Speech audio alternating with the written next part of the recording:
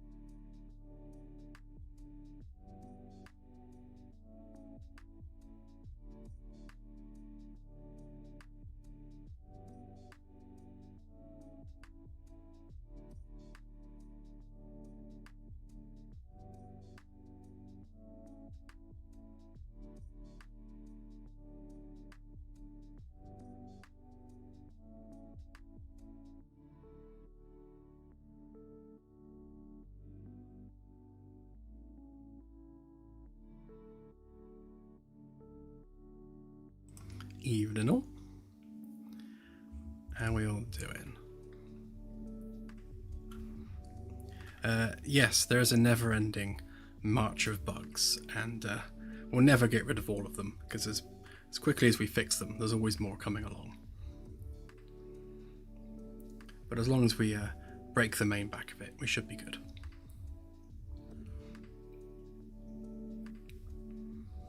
Glad to see you feeling better, CSI.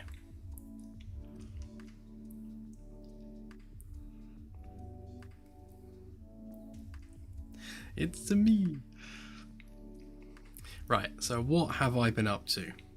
It's been a weird couple of days actually. I've been doing a lot of kind of research and prep work. So let's get rid of my face.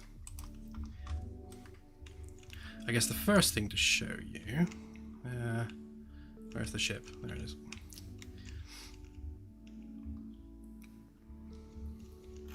So bathroom wise, this is clearly the wrong level. Hang on, old fire.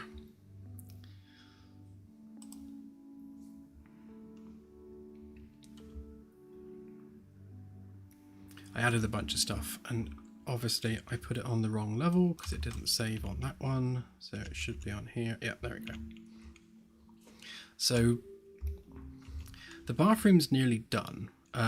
Which is why I'm going to go ahead and do the shuttle tonight, because the bits that are left to do is mostly just like chamfering all these edges and splitting up all the different bits of panel into separate layers, and that's not really particularly interesting to watch on stream, so I'll do that off stream.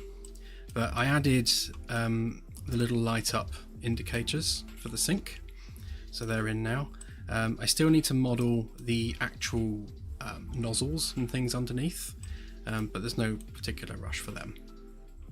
I added the beginnings of the smart glass around the mirror, so you've got like the little light up outline, and I'm going to put the mission timer on there, which is kind of what we're using for the in-game clock.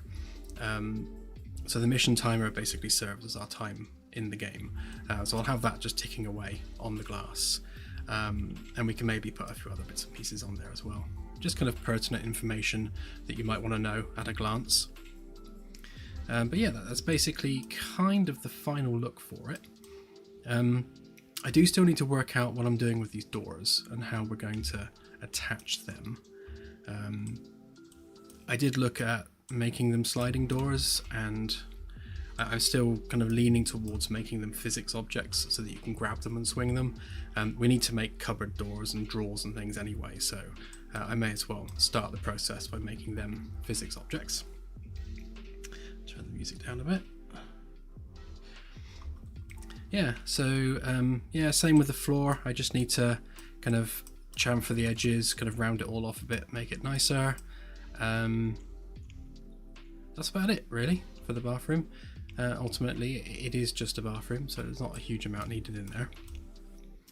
The other thing I have been doing, I've been working on, and apologies for blinding everybody, I've been working on the structure of the server infrastructure and how that relates to the physical hardware on the ship, and how we're going to be interfacing with that hardware, because this is all born of the fact that we've got refueling implemented at a basic level, but as part of that refueling loop, there's not enough alert going on. There's not enough response from the NPC to make you aware, A, that the ship's going to need refueling, or B, be able to do it autonomously if the NPC captain is in charge of the ship. Now, we could bodge it by having the NPC query the tanks and just kind of psychically know that they're running out, or have the captain NPC kind of psychically know that things are running out. But I'd rather do it right first time. So the document that I've put together basically outlines how we're going to separate the hardware on the ship into hardware domains. Obviously engineering takes care of power generation and distribution, including things like commodity tanks and all that stuff. Helm's responsible for all the thrusters, sensors does the sensor arrays, tactical handles the weapons, and so on and so on. So as much as all of those things are physical hardware, and maintenance responsibility for those things does fall on engineering, the operation of those things is driven by the departments that use them. So, like, semantically, we kind of had to work out who owns what and how that ownership affects the server subsystems that actually speak to that hardware. So each one of these hardware domains will have its own separate server blade. So we'll have an engineering subsystem, which is basically a subsystem of the main computer, and that's responsible for all this stuff. And the way we're organizing this kind of within the game world is the hardware is always the ground truth. So the physical hardware is, that's the physical ground truth of the situation. The server subsystem is kind of the API/management layer for that hardware. So the user interfaces, the ship's computer, the players, the NPCs, they're not interfacing with the hardware directly, they're interfacing with the subsystem for that particular hardware domain. And I'm building it with the CLI in the background powering all that information exchange. So when you press a button on a UI, what it's actually doing is it's firing the CLI commands in the background, which turns that user interface into literally just a visual wrapper for the underlying command prompt. Which means if we open up a CLI window on the UI, then we can actually access this directly and control the ship literally via a CLI interface. So this kind of separates all those different layers of infrastructure on the ship, so that the tanks UI, so looking at this, so this user interface is actually getting its data from the engineering subsystem. It's not getting it from the hardware directly. So the hardware, so the subsystem, which would be this. So what this will do is, at the beginning of every game, it will walk through, say, all the tanks, for example, and it will grab a reference to the actual physical actor in the game world. So we now have that captured actor. And then we'll have a query function running. And what that does is it goes through the array, grabs each tank in this case, and it will grab all the data from that tank. I've spelt that wrong on purpose because I had an overlapping name. I shall fix that later. So this basically means that this server subsystem always has the latest picture of the tanks, the valves, the reactor, and all the different data points that we're interested in on those physical devices. So that when we're rendering the UI in the world, all of that information is coming from one set subsystem. So this only needs to speak to one device, rather than having to grab a reference to each tank, grab a reference to the reactor, grab a reference to all the valves, because obviously you've got valve controls on here as well. So right now, as it is in the world, this one UI is speaking to all these different physical devices in the game world, when really it ought to just be speaking to one subsystem. So that's how that is now being configured. And when it comes to NPC reaction to things, we're now able to drive alerts from those subsystems. So the subsystem can be monitoring tank levels, and if one of those tanks is running dry, then the subsystem itself can raise an alert game-wide, and then any NPC or system that cares about that can then react to that alert being raised. Although we're also going to have it so that the NPC is interfacing with the screen itself to simulate them being able to physically see it. And the reason we want to do it like that is A, because that's more realistic. We're simulating the NPC actually looking at the screen.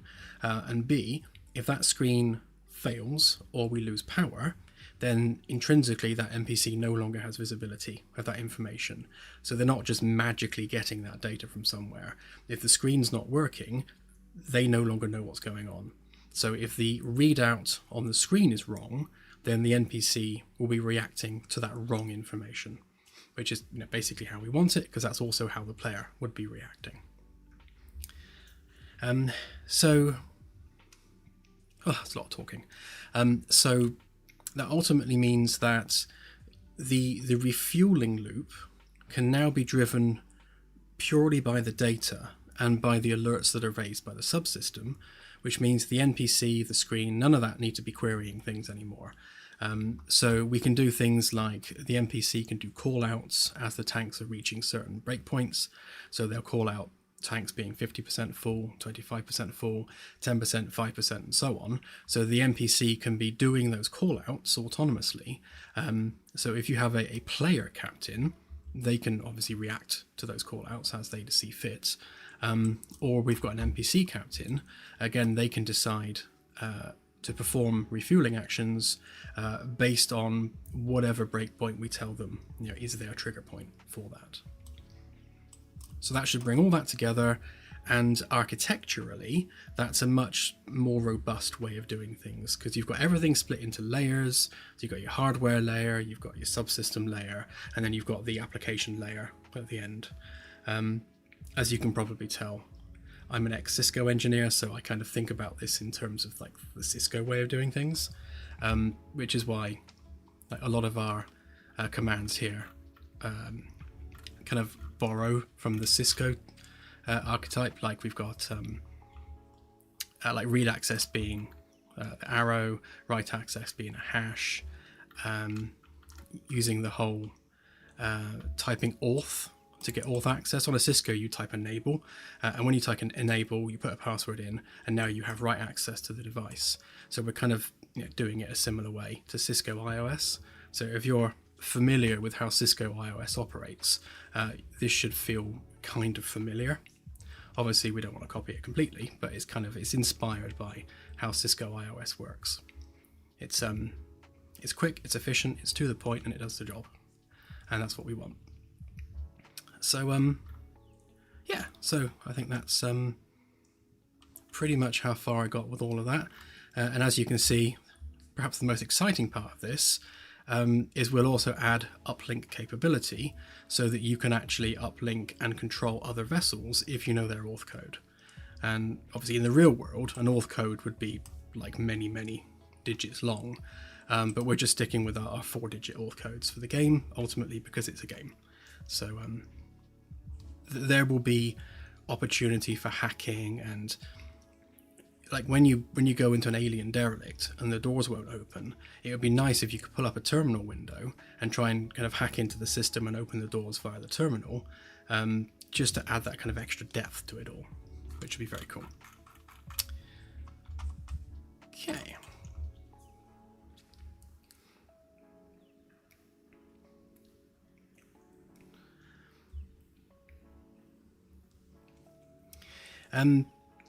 Dave, yeah, so the way it works is that we have all the different domains and verbs and things for the CLI. They exist as enums. So if we look in here, so we've got our domains set up. So each one of these is obviously the separate subsystem. And then you've got things like the commands, which again exist as an enum.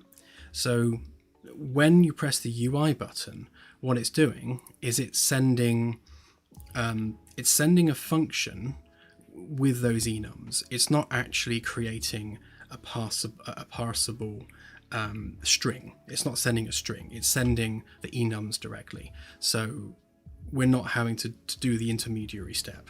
If you were using the CLI, obviously the CLI is not implemented yet, that'll be a future job, then it will actually literally pass the string, but it's passing that string into these enums. So we're using dot notation for that. So we'll have domain, and then subdomain, and then command, and then the verb as to what we're doing.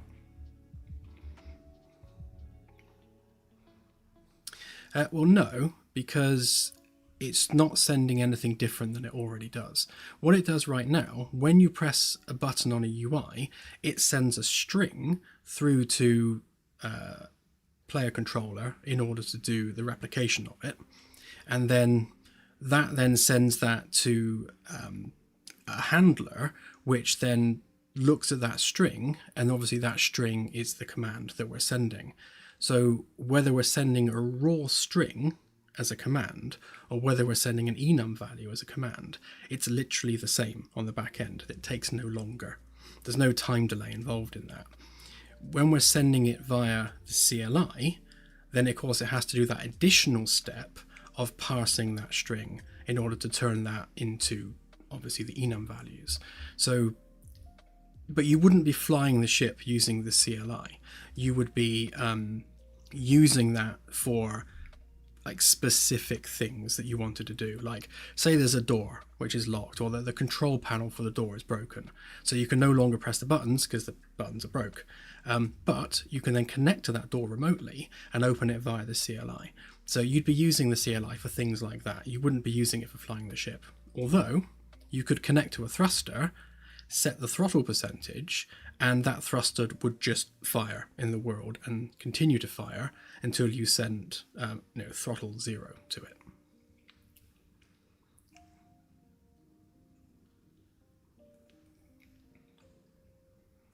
Yeah, it's event driven, so basically nothing is going to be sending CLI commands until you press a button.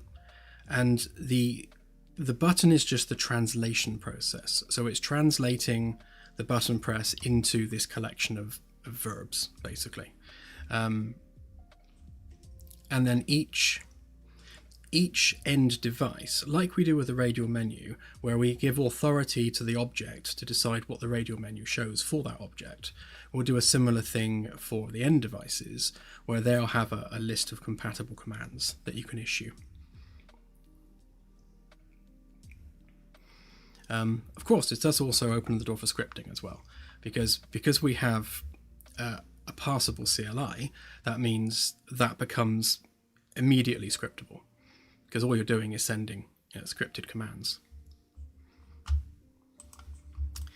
But I wanted to make sure that we had the layered infrastructure kind of done on the back end, so that as we move forward with all of this, we're dealing with this consistent architecture and consistent infrastructure, so that as we're adding new bits of hardware, as we're adding all the additional bridge stations, like when we add tactical, then all the stuff that tactical is doing essentially at that point is no different than what the engineering panel's doing. We're just sending additional CLI commands to those devices, but the baseline stuff remains consistent across the board, pretty much anything on the ship. Yeah, and we can tie toilet flushing to stuff as well, for the lols. But yes, so there's the practically finished bathroom. We've done the CLI stuff, so all that remains is to start shuttle building. And for that, we have a blank window. Nothing here yet, so it's always exciting. Concept art wise, I wanted to build something that is essentially a lifting body space plane. So if we look at, don't open it in Photoshop.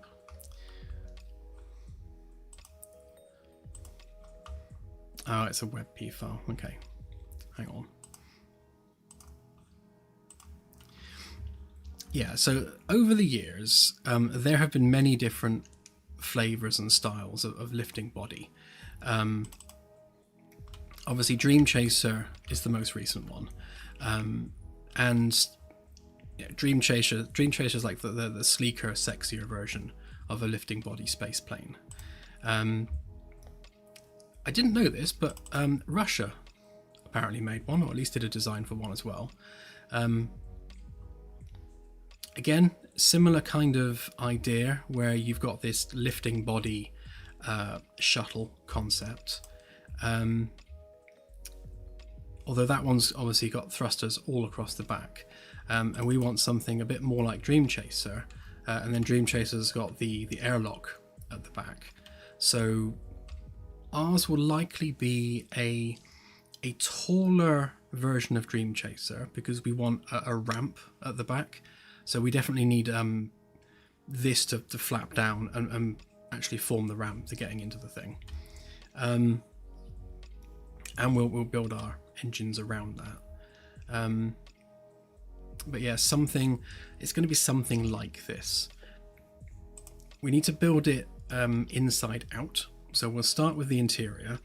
We need to work out how much room for seating we're going to have, how much room for cargo, if we're including the cargo compartments, because I want at least 2 separate shuttles, one which is just a crew transport and a slightly larger one which can carry a ground vehicle, because I want a dune buggy and I want to be able to drive around on planetary surface in a dune buggy, and I won't be happy unless I get one. So we definitely need to make a shuttle that's capable of that. Or, as I mentioned to Claire earlier, something that can at least hold like an electronic bike of some kind, like a electronic dirt bike, which would be quite cool, because they're small and compact and you could just like burn around a planetary surface on a little dirt bike, which could be quite fun too. But yeah, so there's been various different versions of this over the years. Like this is old kind of NASA version of it. They're all basically the same idea, where you've got a lifting body with little stubby wings. I think this one is perhaps a little bit too boxy for my liking.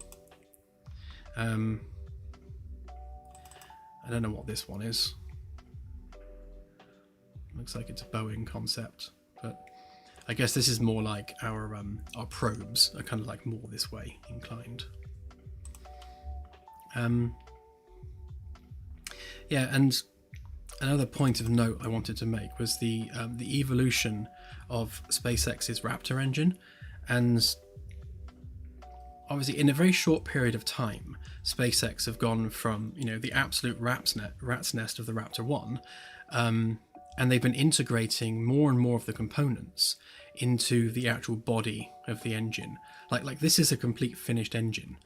Like all of that largely still exists built into the bodywork of the engine. So the engines we build need to kind of take that evolution of design into account, where like all the sensors and things are built into the bodywork, and all the feed lines are kind of within the physical structure of the engine. Like the combustion chamber is like just that bit there, it's tiny. So yeah, we kind of need to kind of lean on that kind of efficiency as well while we're at it. Although it will be a Vasmir style engine, like a fusion rocket.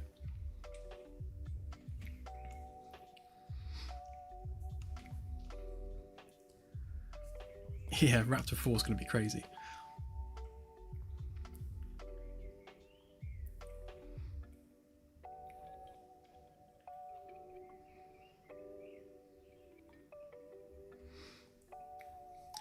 Initially, the Caravella will use the Magellan-style shuttle, but I think ultimately in the long run we'll have a Lunara-branded shuttle, so it'll be something that is smaller and more in keeping with the Caravella's design.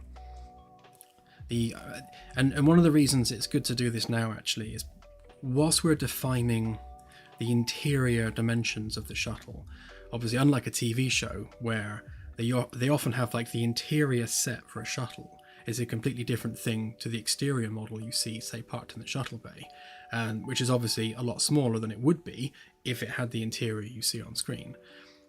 Obviously we can't do that. Our interior and our exterior have to be one and the same. So by defining the smallest amount of room we can fit into the interior, obviously we then have to wrap the exterior around that, and we have to make sure all that fits within the space we have in the shuttle bay.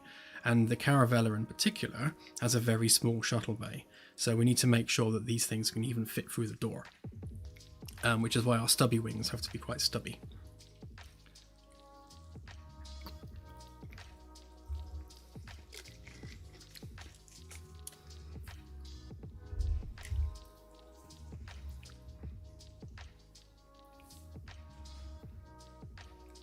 Yeah, the mining shuttle is going to be like a JCB in space, basically. We want it to be like yellow and industrial looking, and not unlike the power lifters you see in the Aliens films.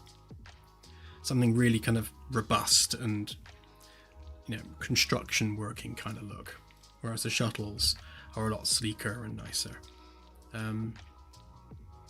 The mining craft aren't really designed to go down to planetary surfaces. They're designed for mining asteroids and such, but we'll have to see whether or not we just give them honking great big thrusters so that they can land like a brick.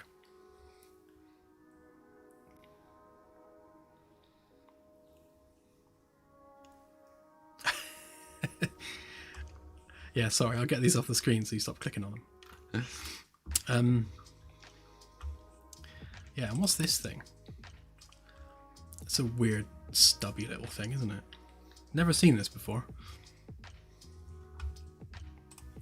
They made some crazy designs back then.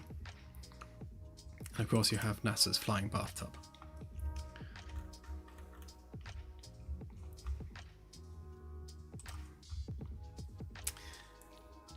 Okay.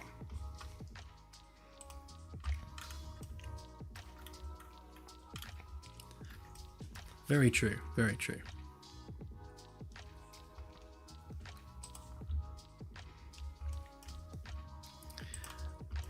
Okay, as with all things, we will start with a simple line.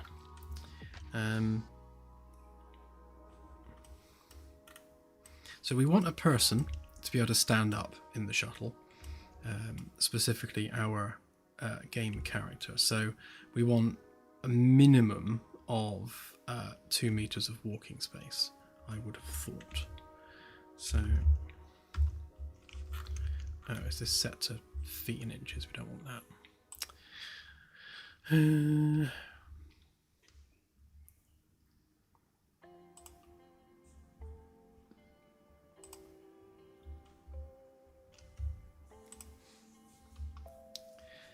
We want architectural centimeters.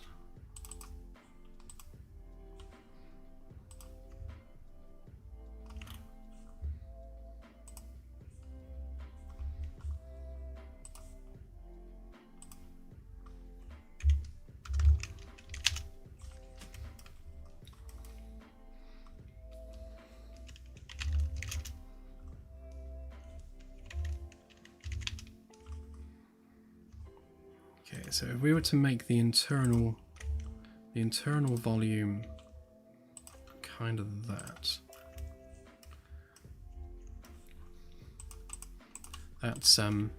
basically 2 meters square. So that's your walkable interior space. And then obviously we're kind of just building the volume around that. We're going to need space underneath for commodity tanks and stuff, and we'll probably squeeze commodity tanks into the sides as well.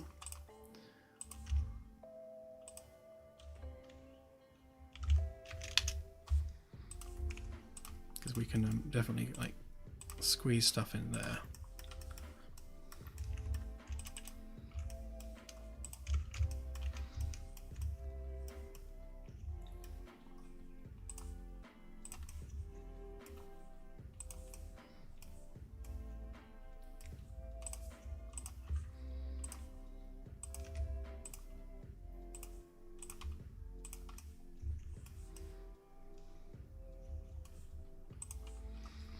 And then we need room for 2 chairs and space to walk between those chairs. Now the character pawn, I believe, if I recall, is I think 30 centimeters across.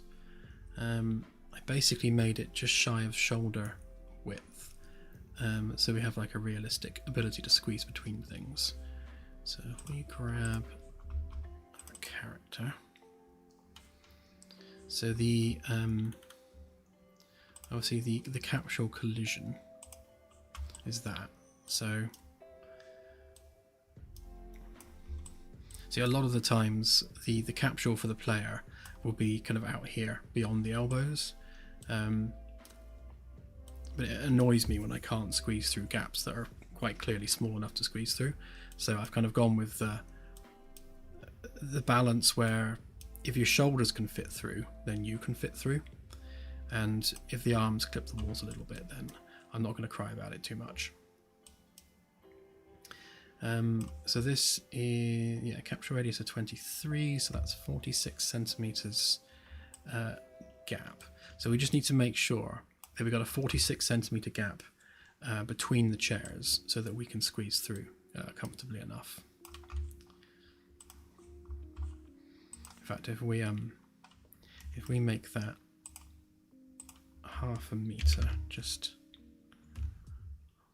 to be sure, are we still dealing with inches?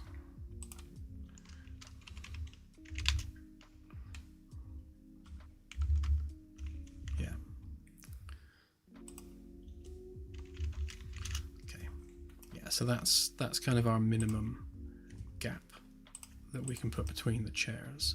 So we just need to make sure that the actual chair itself fits in that gap. So let's just randomly grab a temporary chair from the warehouse. Dining chair will do.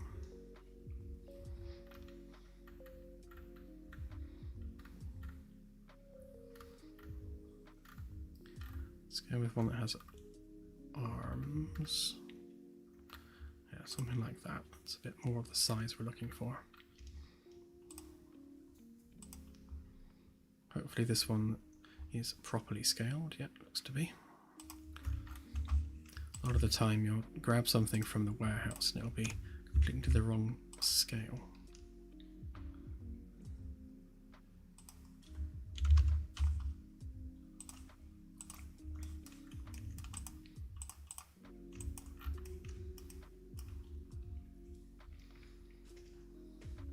I shall have a look, Danger Mouse.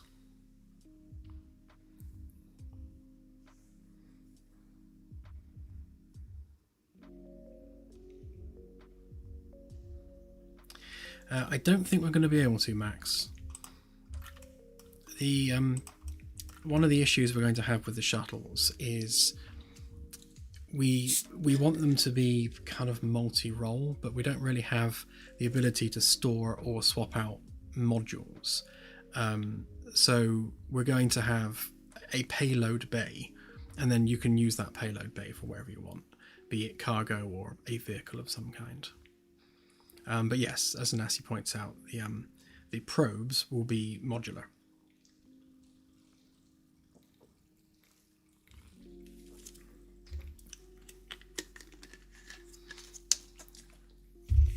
Same as Thunderbird, whatever, the green one.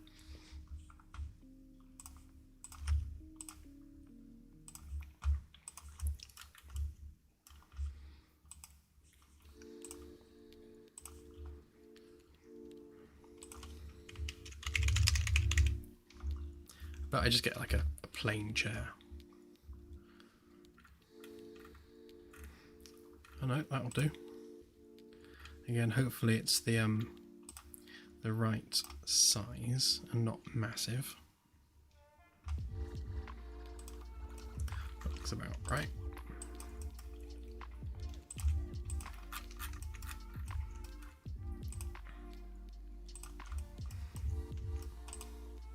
Yeah, because we want to be fairly generous with the space we're allowing for chairs. Obviously, we'll build a proper chair to go in that space, but just want to make sure that it is big enough. Although that's probably a bit on the wide side. We bring that in by 10%.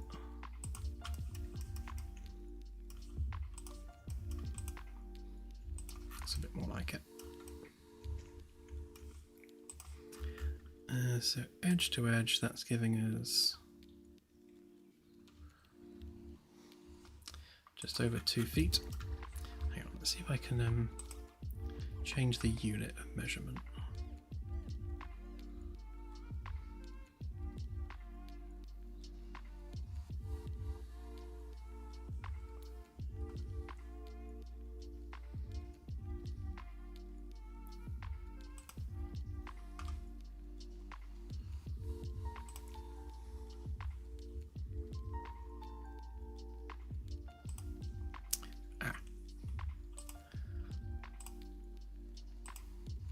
Architectural, we want that to be in centimeters. Is it not going to let me do it? No, it's kind of locked itself to inches.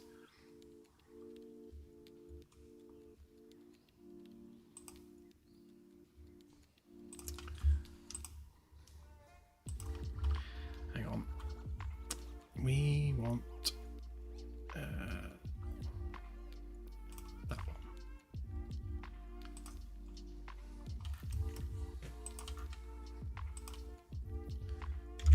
that's better.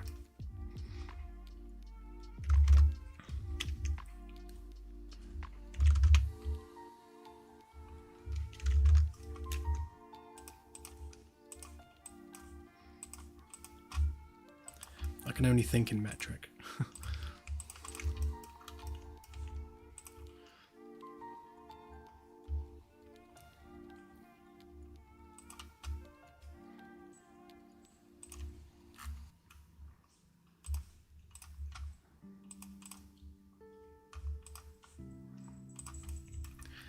So we wanted 10% off the width there.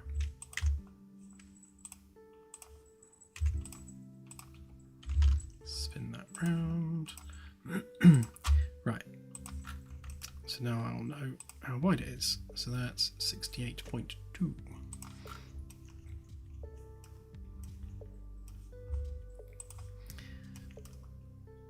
Okay, so again, so if we make our walkway between the chairs 25 centimeters, 50 rather, 25 in radius.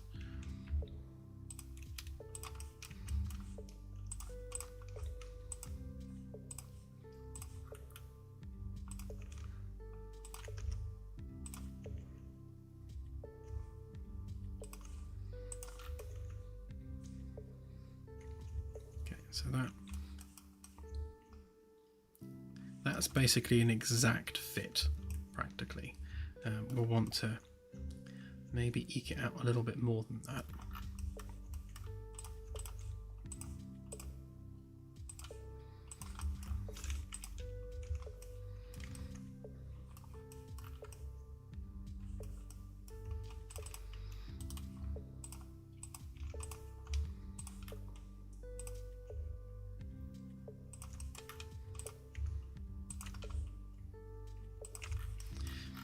So again, the first job I want to do is to define what we need in terms of our internal volume, and that needs to fit tanks, reactor if we're giving it one, as opposed to battery banks, where the engines go within the confines of the framework, and then what space we have left over for the little stubby wings.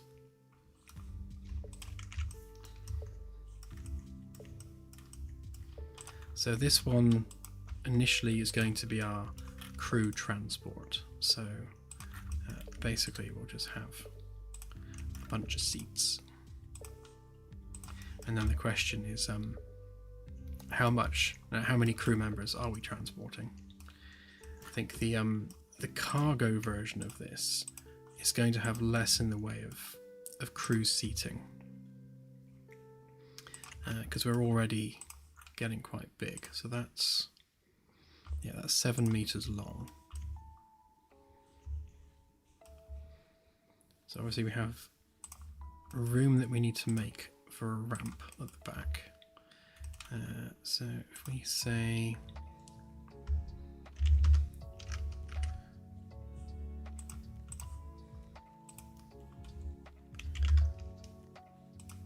$75 for that.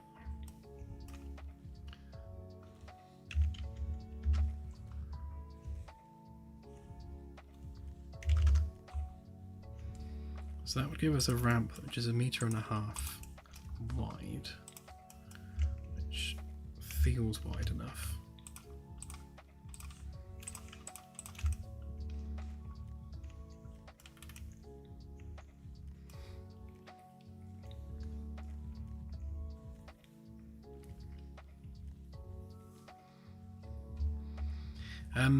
Yes, foldable chairs.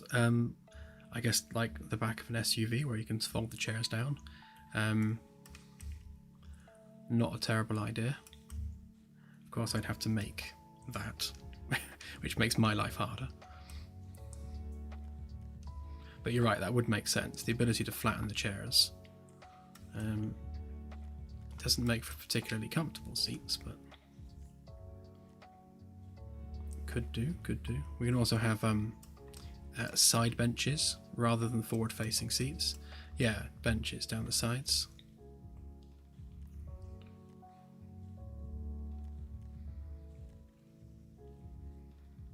I kind of favour the benches idea, to be honest. And it's easier to fold those up too, if need be. Especially if we do them in sections. If we were doing a 2-seater ground vehicle, again we'd need to have at least that 50 centimeter gap between the chairs.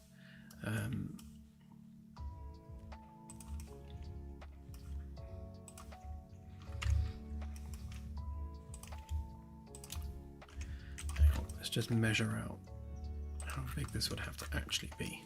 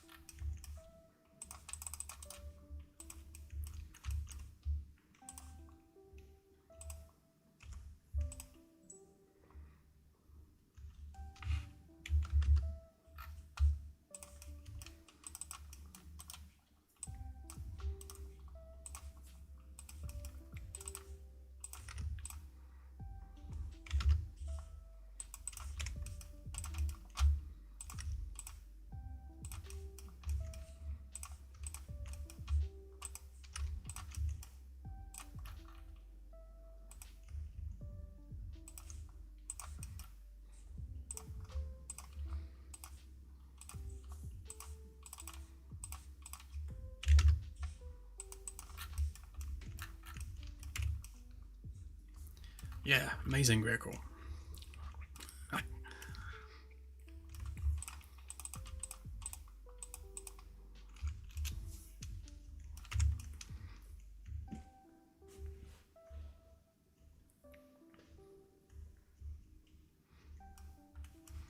Yeah, so anything like this is obviously going to have to fit into the back of a shuttle. I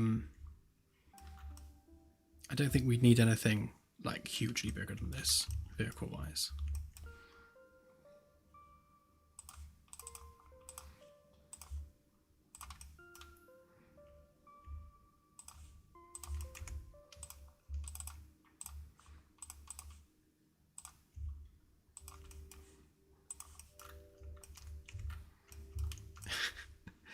It kind of looks a bit like a Cybertruck, doesn't it? It's just as ugly.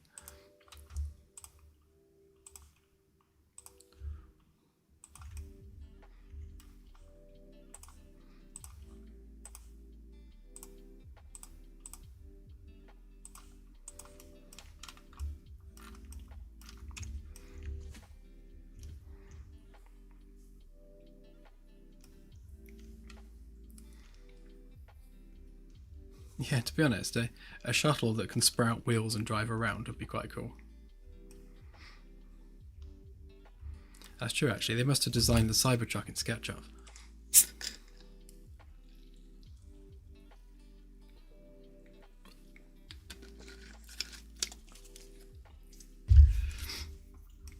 But yeah, so, I mean, dimensions-wise, a vehicle is not going to be much smaller than this, so yeah, that's the kind of thing we'd have to fit in the back. And, you know, including the wheel base, that's 3 meters wide. Obviously, we can make single occupant versions of it that doesn't need to be a 2-seater, which can make it smaller. But yeah, it would be nice to have some kind of ground vehicle that we can transport down.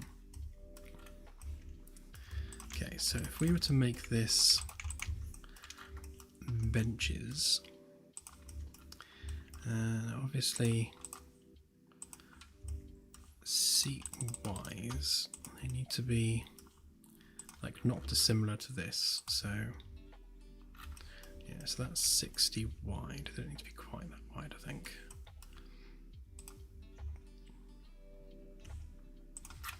Yeah, those ones are 60 by 60.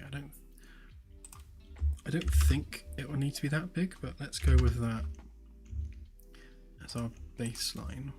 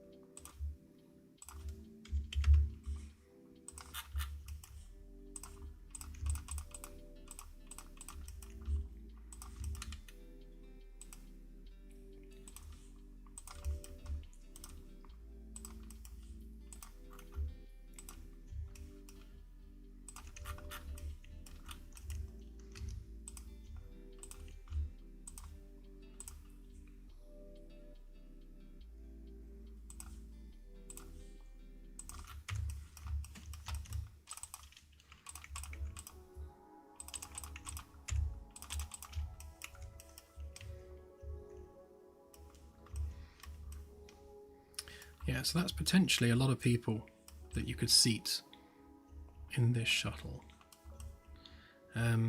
You certainly fit a lot more in with benches than you do with individual seats. I'll probably need maybe a bit more separation than that, but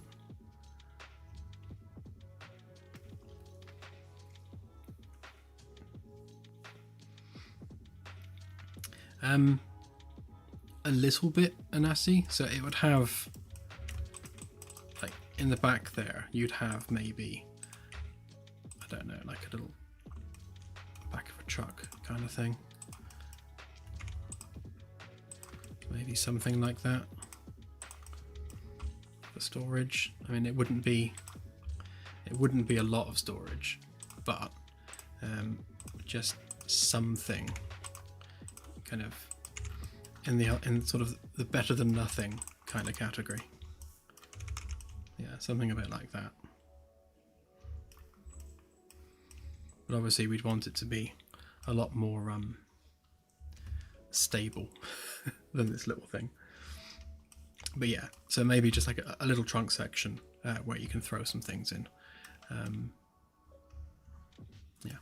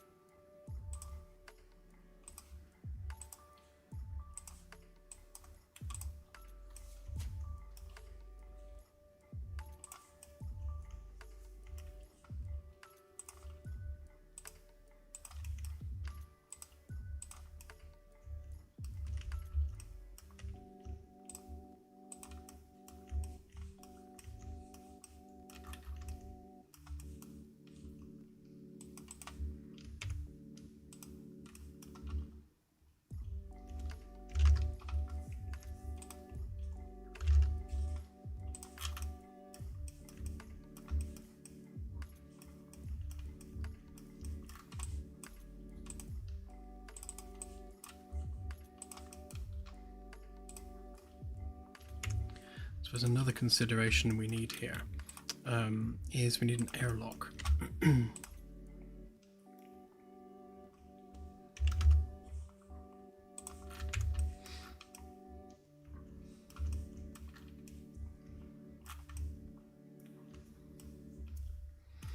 So yeah, so depending on the number of seats that we're adding, I would say this is probably about as small as it can get.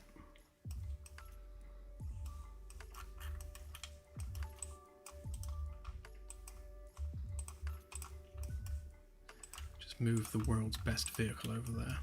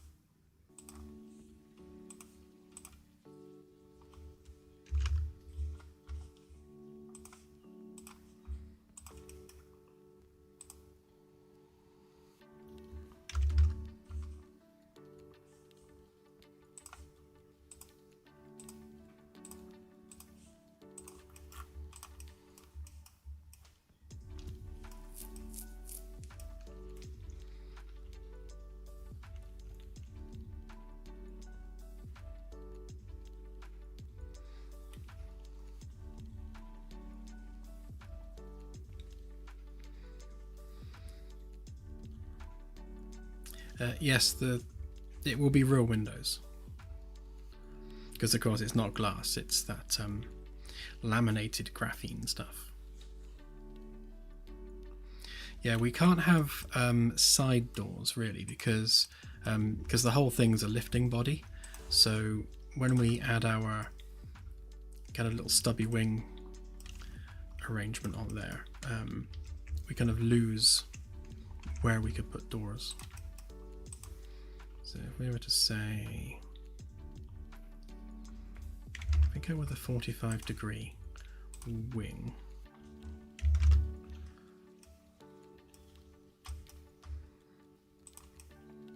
basically it's going to be something like that.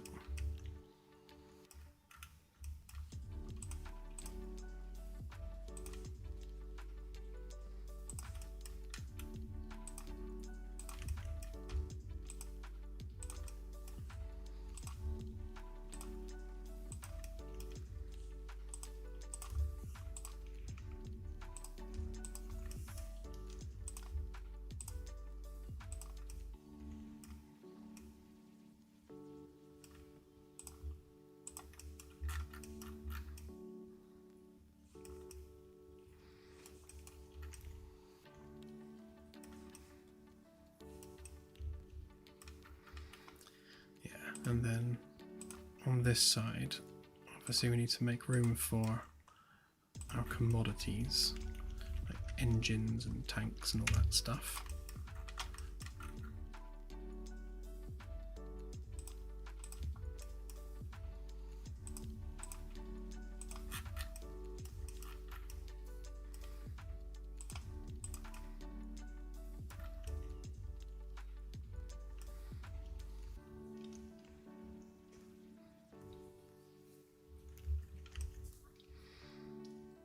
Well, I'm quite happy with the airlock and ramp at the back. I think that's a perfectly feasible design.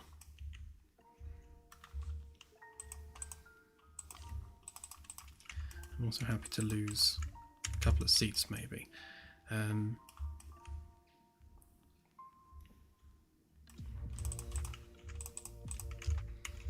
Because if we think about the typical size of, say, an away team, and you know what they'll be doing and where they'll be going, I reckon something like this is probably more than big enough.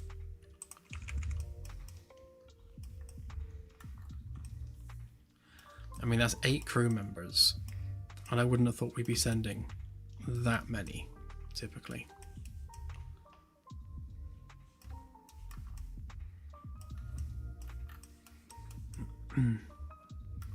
Obviously that all needs rounding off.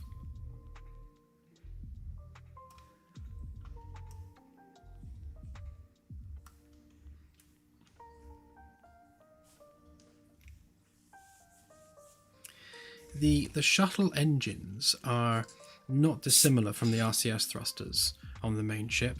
They're basically just a much scaled down version.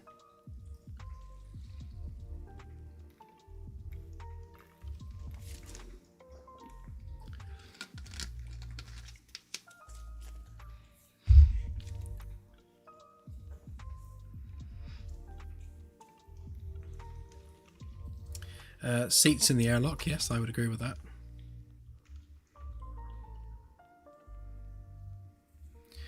Well, the storage would be these seats can retract up into the sides. So if you were just flying cargo, you just retract the seats, and you can also store stuff in the airlock as well. Ultimately, this needs to be a small transport shuttle. It's not a big vehicle at all. So once we have a general idea of the dimensions of it, then we can start looking at where the engines need to go, where we store the power. Obviously we need some retractable landing struts. Probably similar to the Dream Chaser ones. So these ones just, they fold out quite neatly from underneath. Something like that. I think would be perfectly good.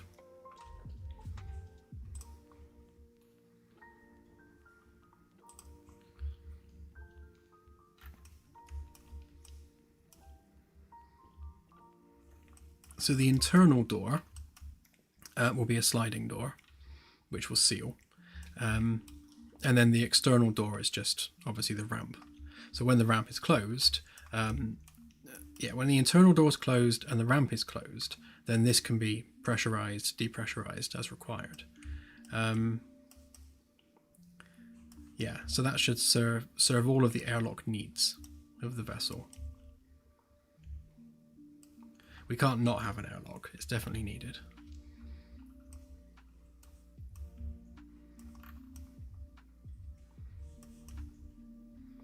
Yeah, and I think most of the infrastructure is going to have to be crammed into some side pods.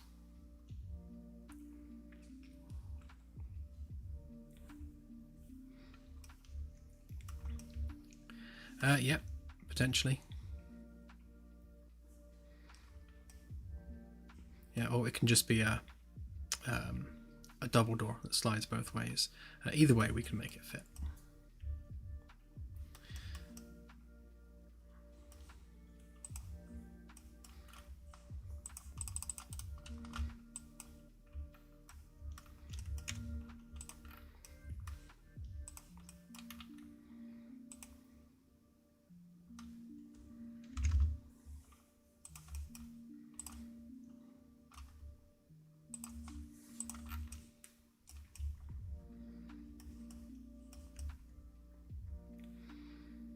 Yeah, so RCS thrusters, we can fit them around the bodywork where needed.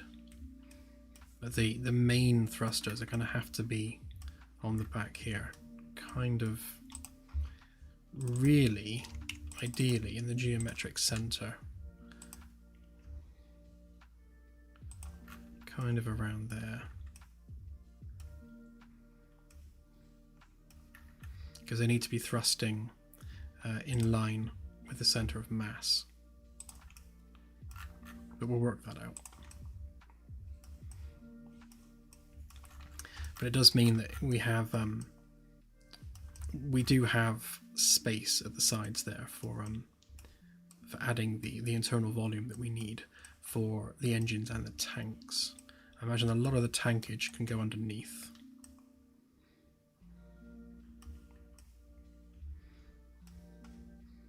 We'll probably not even have side windows, to be honest. Obviously, we can have wraparound windows there.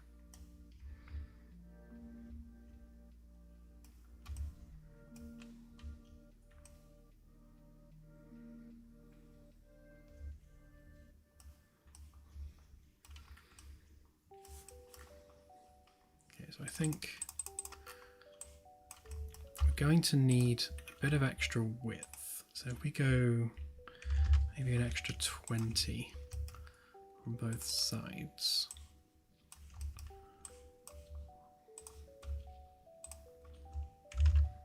Might be overkill.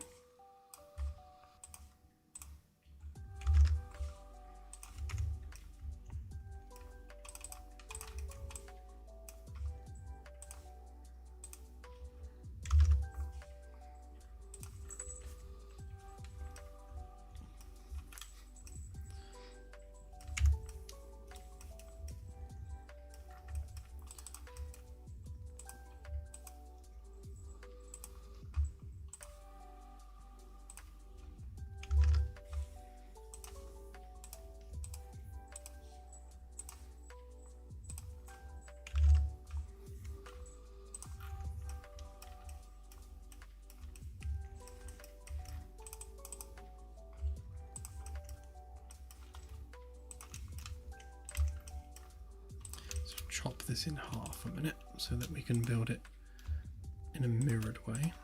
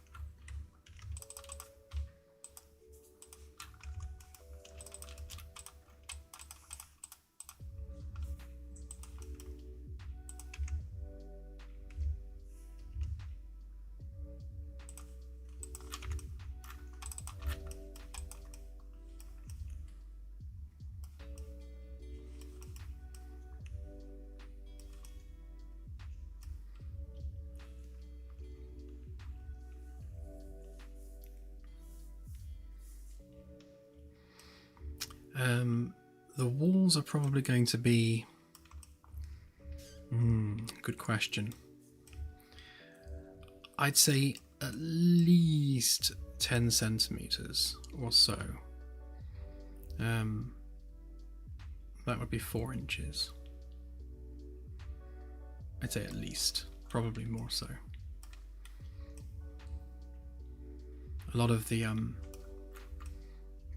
internal wiring is going to have to go inside those walls, so they can't be too thin.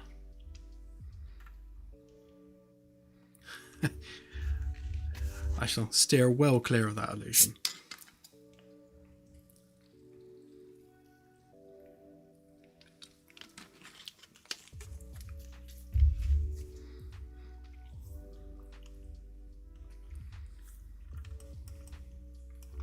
Yeah, well, this is going to be a lot more organic than this.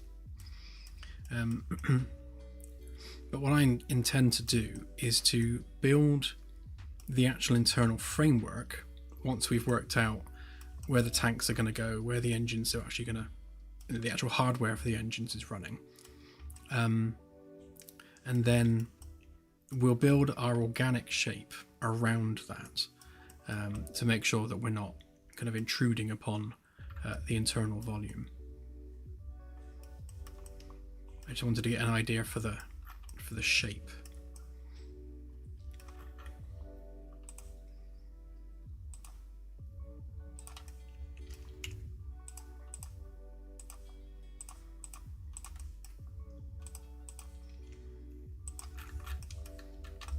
Definitely needs a little stubby wing on top.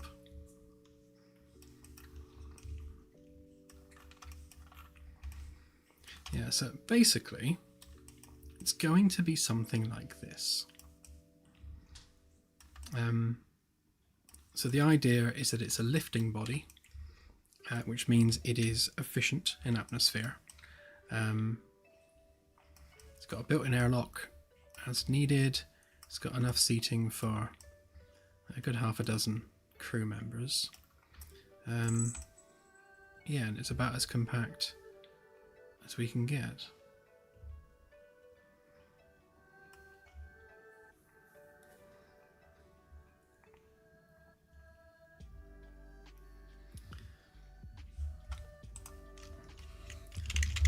Hang on, let me find a picture of one.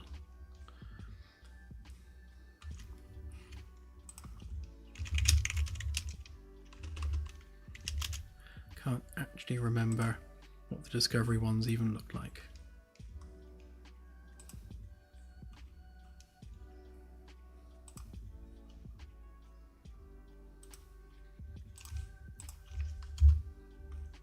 Ah, like that. Okay.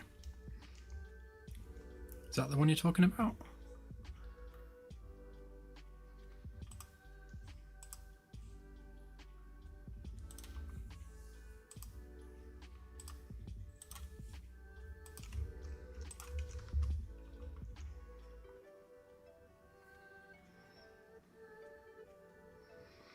Yeah, so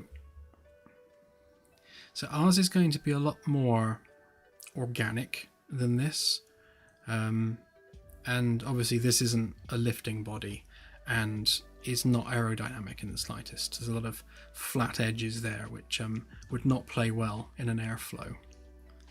But yeah, I mean, it's not a terrible looking design by any means, but yeah, we don't want to go anywhere near anything that's Star Trek canon.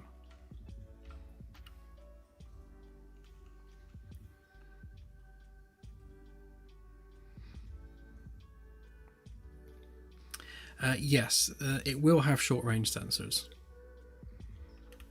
but it's not going to be FTL capable. It's not going to be able to, do long-range surveys. It's literally a local transport, like in-system vehicle. You won't even be able to get to like a neighboring planet with it. It would take a long time because it's purely sublight. Well, that's up for debate, Delta.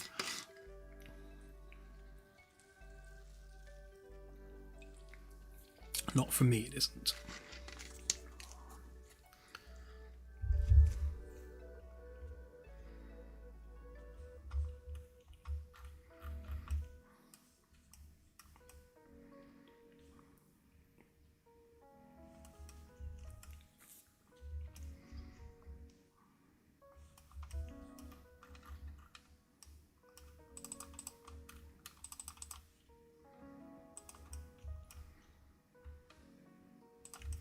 Yes, the shuttles will be unarmed. They will not have weapons. Again, because they are transport shuttles, they're not designed to get into firefights.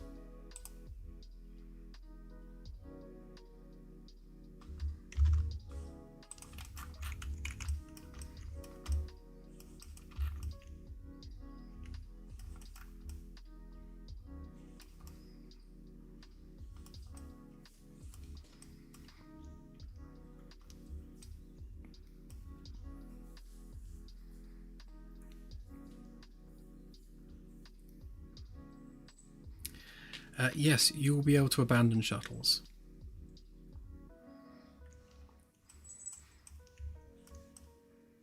There will be a 3D print area in the shuttle bay where you can construct new shuttles. So if you lose one, then you will be able to 3D print another one. At great cost of materials and resources, obviously.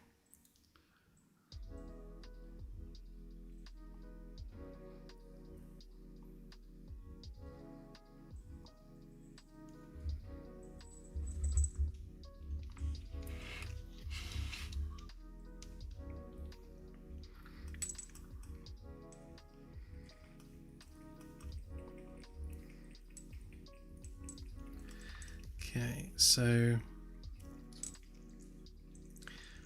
obviously something that one would expect would be EVA suits. Of course, EVA suits can squish into lockers, but helmets can't. And we're not going to be able to have storage for like this many crew members worth of EVA suits, but I think we could definitely fit a few in there. So again, if we're talking about usable internal volume, then all of the hardware has to exist externally to this. So the more we add, obviously the wider the ship's going to get. So let's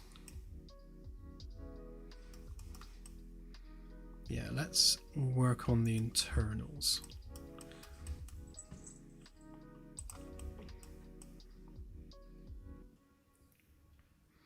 So I think we'll go with a sloped back there, and then have that come round in a curve. Obviously we want the top to be nice and curvy. We don't want it to be boxy at all. The whole thing needs to feel very organic once we do the external hull properly. Now door wise for the airlock internally, so it's 1.5 meters, which is a little on the large side.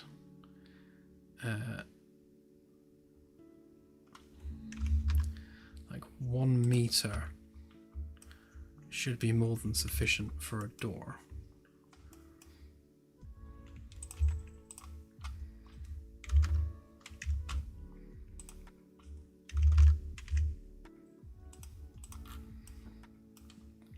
Yeah, so if we say that's our internal door,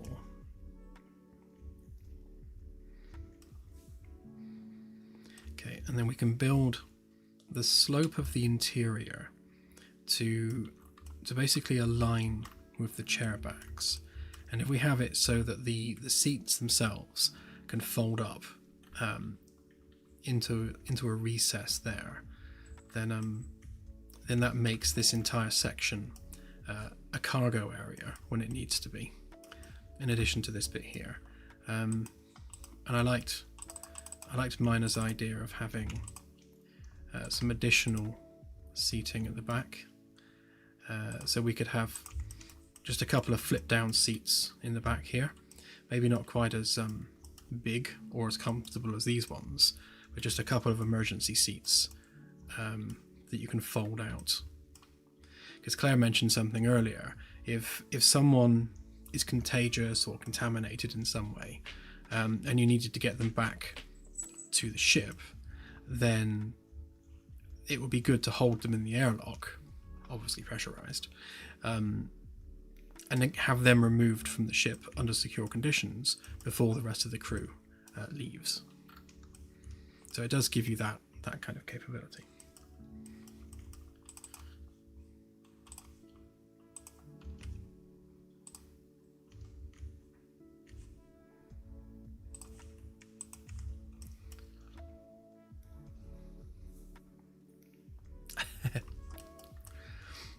Don't worry, Alpha Runner, this isn't affecting the demo.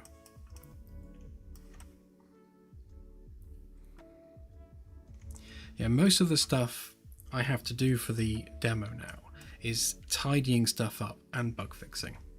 So making sure all the things we've added are smooth and working and bug free. And yeah, that's pretty much it, to be honest. It's mostly just fixing bugs and smoothing things off. And making sure that it's all properly playable without any issues. The stuff I'm doing on stream is stuff which I hope is a little bit more entertaining than me fixing bugs. And it progresses the game. I mean, we need a shuttle relatively soon, because a lot of the stuff we've got planned post-demo updates is going to require a shuttle. So it's better that we get this done. But yeah, the stuff I do on stream is mostly just to have something to do on stream.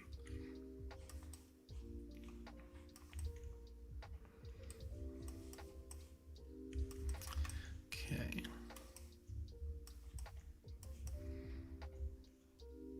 So what I want to do with this is kind of finalize the internal framework just of the interior. And that gives us our kind of keep out zone for when we start adding engines and tanks and cables and stuff. But speaking of cables and stuff, that needs to be accessible from within the interior in some cases. So if the shuttle is damaged, then you need to be able to conduct spot repairs. So we'll probably have like the engine nozzles and things obviously externally exposed to vacuum, but the internal engine components will have some kind of an access panel where you can get in there and fix stuff.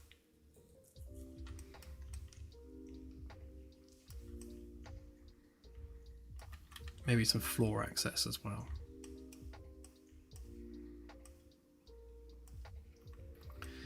Obviously we also need like air filters, oxygen tanks, that metho something amine stuff that scrubs CO2. Yes, we need infrastructure for all of that as well. Obviously it doesn't need to be big, but we do need it. We'll have some room in the nose. Obviously the nose comes around at a curve. So maybe we can put a bunch of life support stuff there. Keep the engines and the tankage here. We can take a leaf out of Aviation's book and make the wings the fuel tanks. Saves on weight and mass if we do that.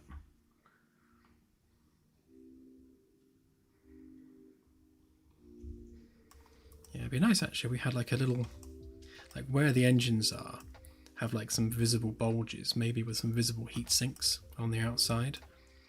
I like the idea of definitely exposing some of the hardware and at least keeping some of it visible, so that you can, you know, see the fact that there is physical hardware like in the vessel. It's not just a bunch of nozzles on the outside with nothing on the inside.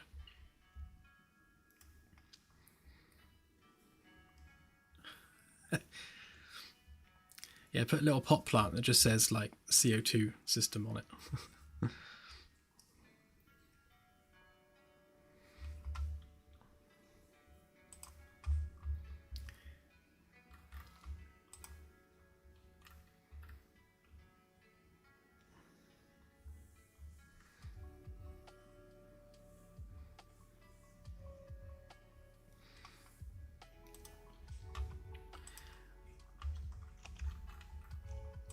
Yeah, Rakash just posted this. Yeah, so something like this for a ground vehicle, I think. For a larger shuttle, maybe we can squeeze something like that in. But yeah, it'll be fun to drive that around on the surface. And yeah, Delta just shared this thing, this monstrosity. What even is that? Cool idea though. A shuttle with tank tracks on it. That would be quite fun to drive around. Just land on the surface and just keep on going.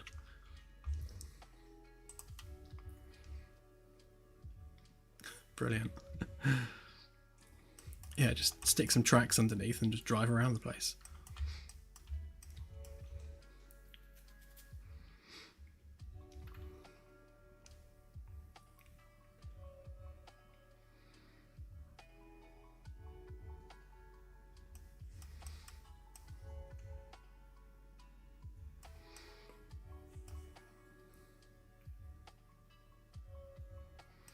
Yeah, I mean, it's not altogether a terrible idea, because if it had, I mean, not even deployable tracks, but just actual tracks that were always there, then yeah, you could just land it and drive it around. Could be fun.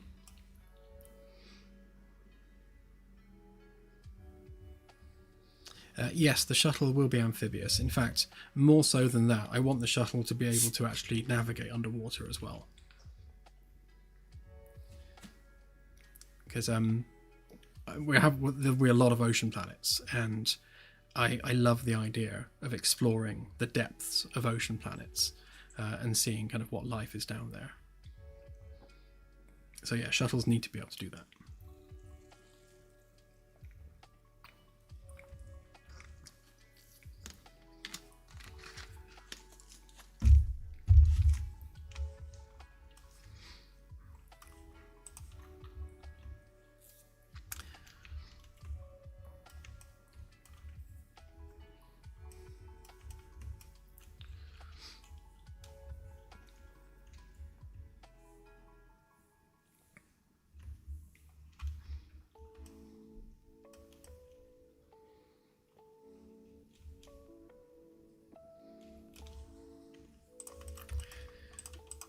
Okay, so what I'm going to do, if we grab, what's the best way of doing this? Maybe if I just draw around it.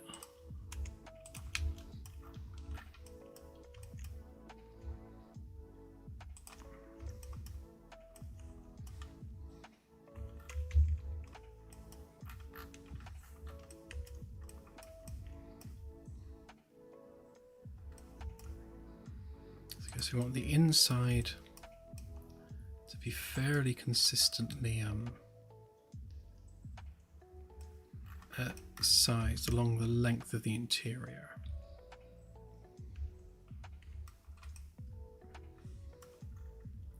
I guess maybe to about there-ish.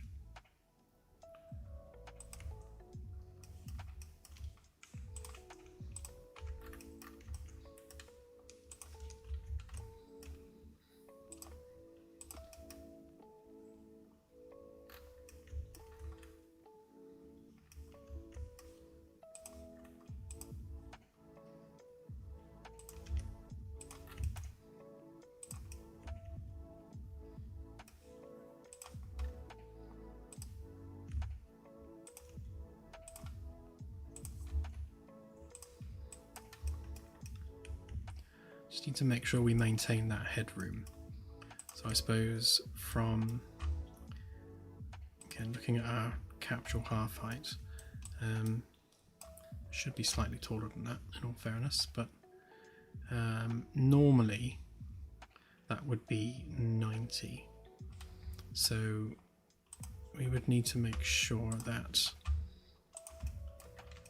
at the lowest point internally, that can be no more than, say, 1 meter 8. So what's that? That's, yeah, so that's 1.7, which means the character wouldn't be able to stand there. So 180 would be that.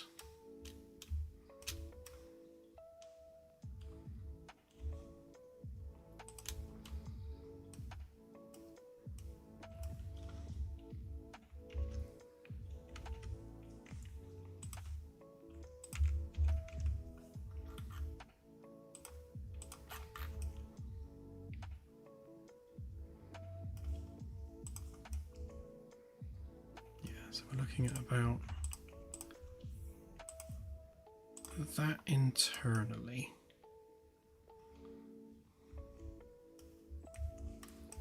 And we want that to come back in again down the bottom. So maybe to the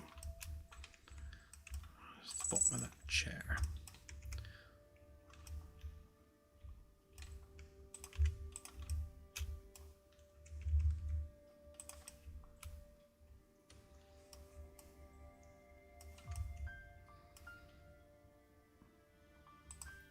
Obviously, depending on the width of the chair back, that will kind of define that curve.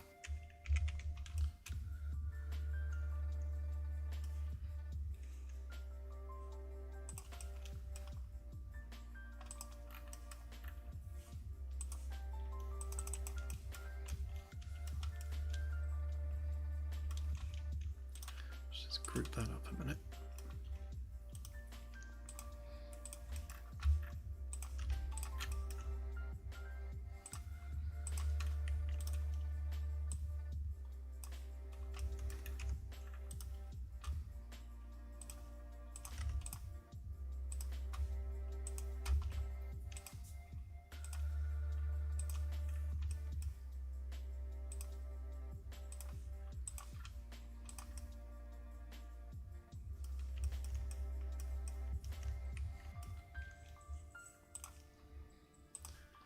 Okay, so distance-wise to there, we're looking at 3.8 meters.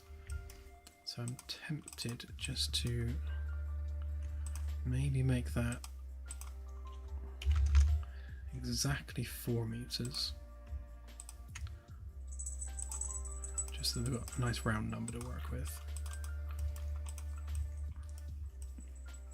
So that's a 4 meter interior volume there, and then where the walkable interior ends, that's where the paneling would be for the controls. So we'd actually move that forward a little bit just to line up with that. So that defines all the places you can stand, basically. So we can maintain that slope across there. We need the height at the back for the airlock and the doors and everything. Again, we don't necessarily need to go the full 190. We can perhaps bring that down a little bit. In fact, I probably will. So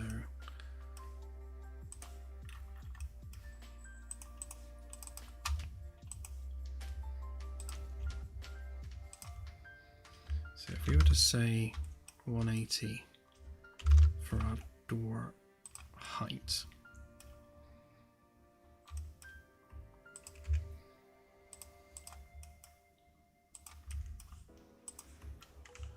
okay, that gives us that.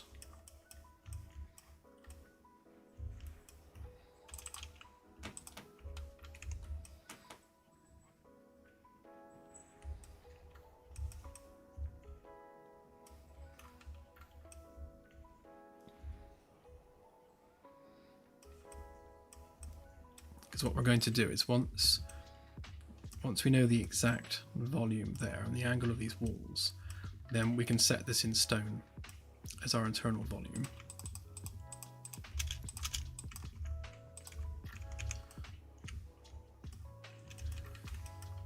Okay, and then airlock wise, right now it's 1.5 meters, and to be honest that feels probably about right size wise, so I'll stick with that.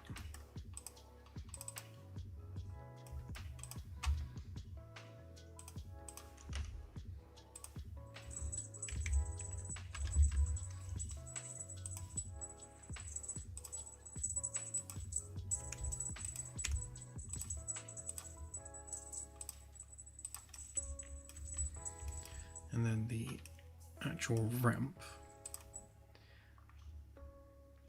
needs to be 75 centimeters to there, and that gives us a 1.5 meter ramp that can extend down.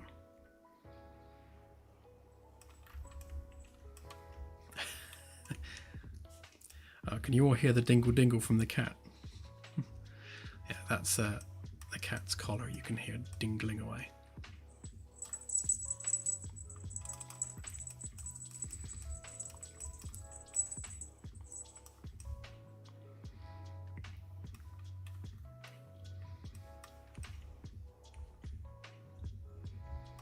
Now, obviously the internal bulkhead is going to require depth as well.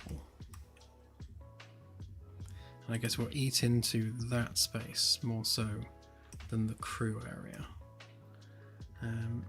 If we go...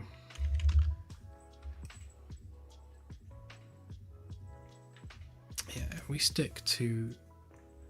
Well, see, the Magellan uses inch thick sheet metal.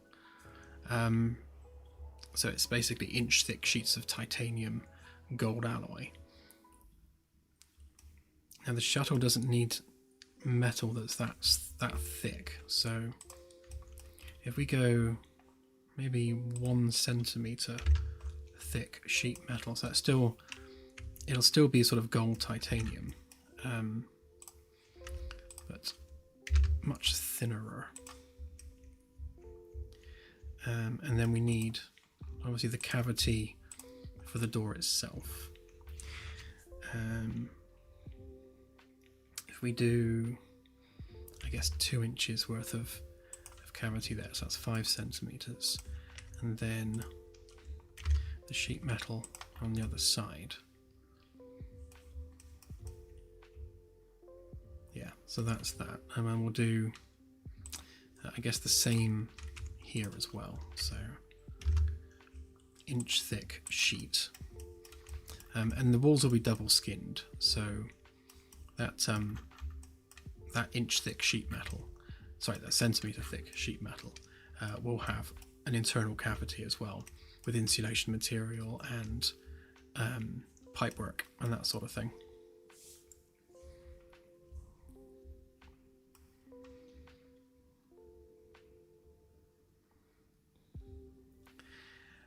Is geranium a real thing? I thought that was like a Star Trek thing.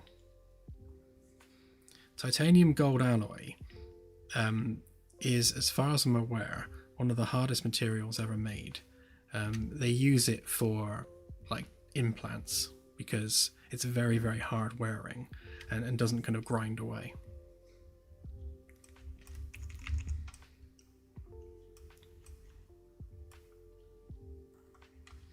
It was Ti3AU, so it's 3 parts titanium to 1 part gold, and that's what creates this extremely hard titanium alloy. We'll use a slightly different recipe, so it's not maybe quite as much gold, because obviously you're building an entire starship out of it, and you'd need a lot of gold. So it's gold laced titanium, but we'll decide just how much gold to use in that.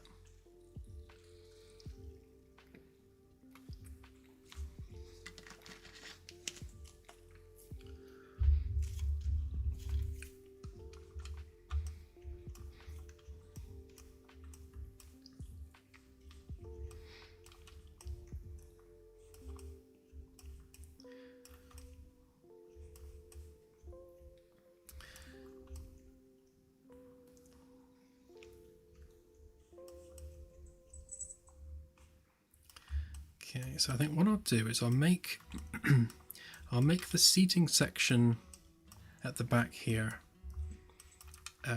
equally spaced in terms of this axis here, and I think as we come into the actual cockpit area, then we can start subtly curving that in, so we're tapering to a point as we go, because we've got a little bit of room either side to do that, and it will help us when we're defining that actual shape there.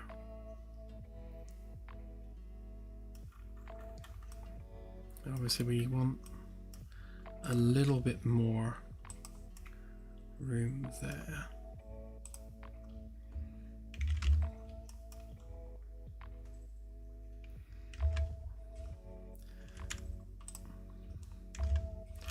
Maybe just that. Actually, should we build our character mesh? Because that would probably be handy, wouldn't it? What did I say it was? I've forgotten now. Yeah, 23 radius. So that. And the half height really should be 90, so that should be 180. So that's our player collision, basically. So if we make that pretty color, yeah, so our player needs to be able to walk in that space comfortably, which they can just about, and obviously be able to then interact and sit on those chairs and move freely down the body of the shuttle. Squeezing past people won't be possible in the shuttle, obviously, so we won't be able to have two people squeeze past one another. That's like the central walkway just isn't big enough for that. But if someone sits, then we can make it so that their legs don't have collisions. It'll be the chair that inherits most of the collision, so we'll be able to squeeze past seated players.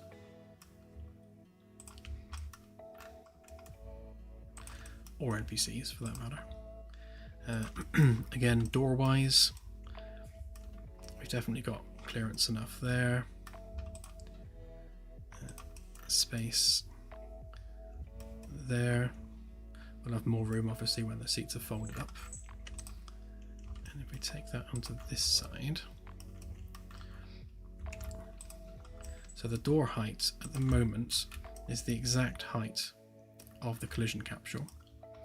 Now again, in game it's actually slightly lower than it should be, but ultimately it would fit. We can potentially raise it up a tiny bit just to make sure that we've got margin for error, especially when we add flooring, because that's going to push the floor level up slightly. And then down this side again, we just need to make sure that the player can stand in that area. Ow!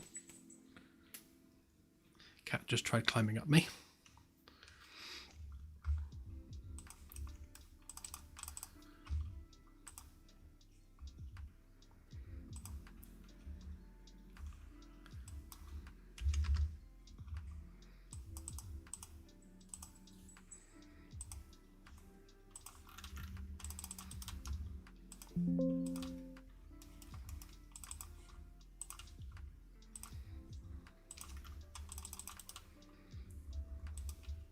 Right, it's more representative of the actual collision volume. Yeah, so hang on a minute. Kim? Cat wants attention.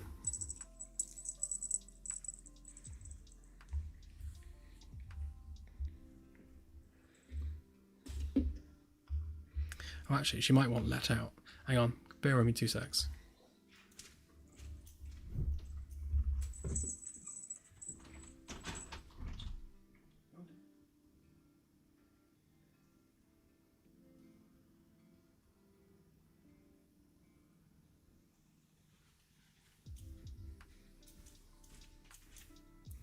She did that typical cat thing where you open the door for her. She runs up to it really excited and then just stands there, not actually leaving.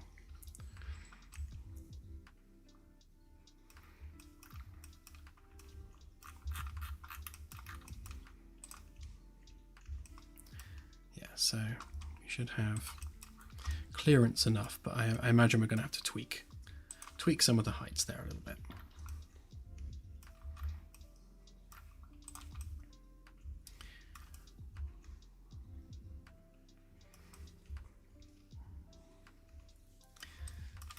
Okay, so with the seating,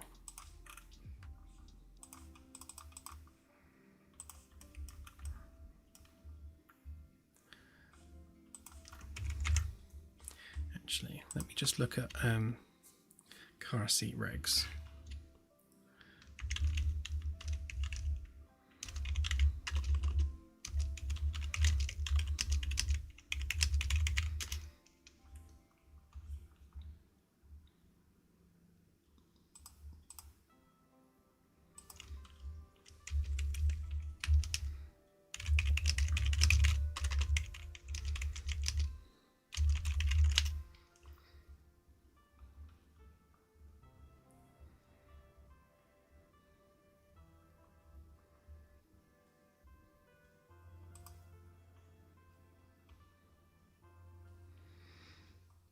Okay, so a standard car seat is typically 45 to 50 centimeters.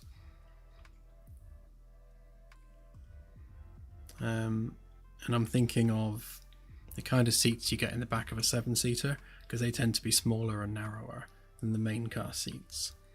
So if we're generous about it, because these are 60, so if we make them 50,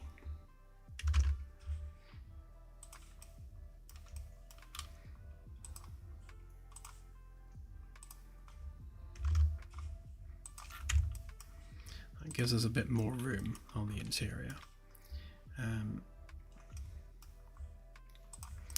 And then between each seat, if we maybe go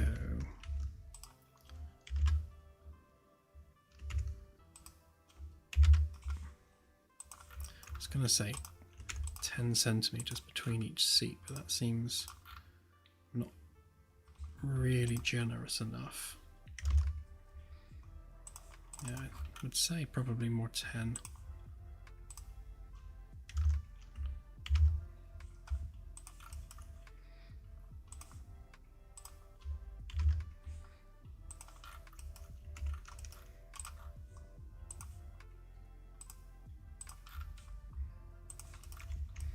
Obviously you want a bit of breathing room between each seat.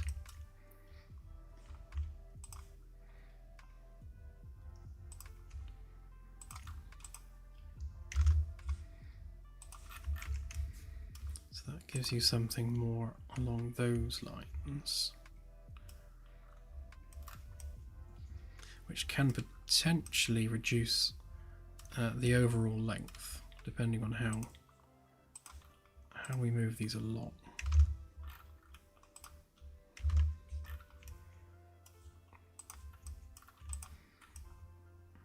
Yeah, I think that feels a little bit more comfortable, so you're not quite rammed up against the bulkhead.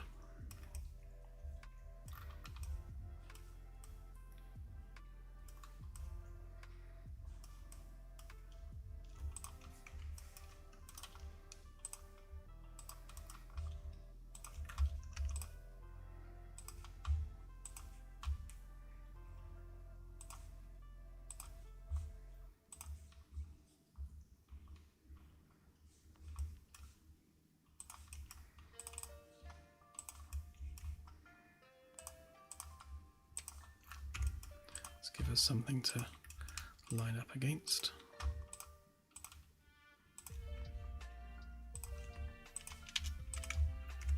Okay.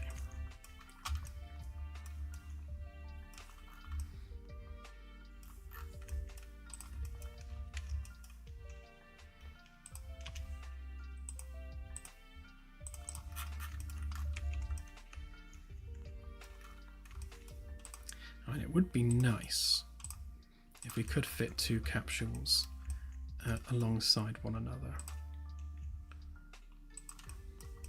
So if we've got that one colliding there, yeah, that actually gives us enough room for two characters to squeeze past one another.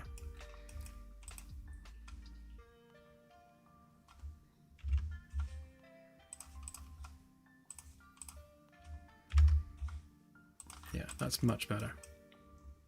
Because if there's an NPC in your way, or another player, being able to squeeze past them would be much nicer than getting stuck in the shuttle.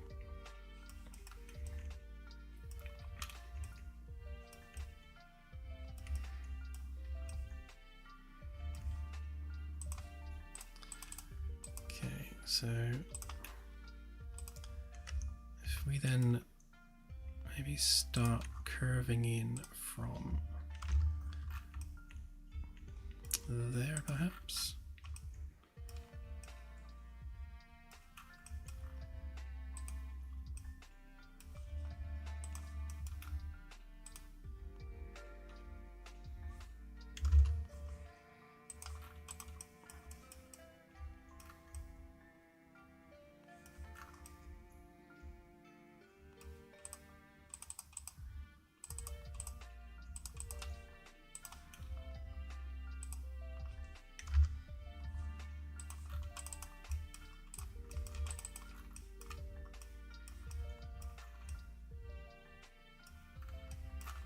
Maybe a tad less.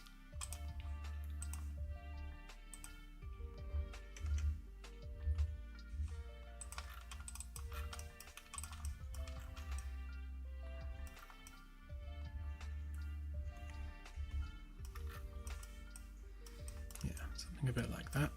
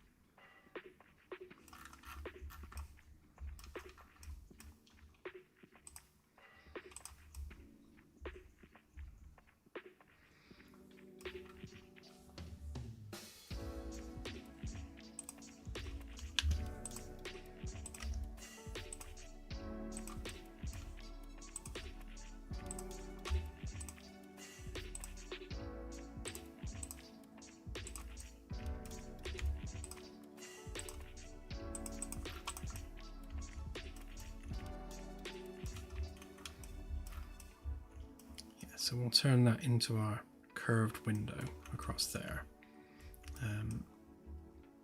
I'll probably start the window here somewhere. So people up front in the cockpit seats basically have clear visibility, 180 all the way around.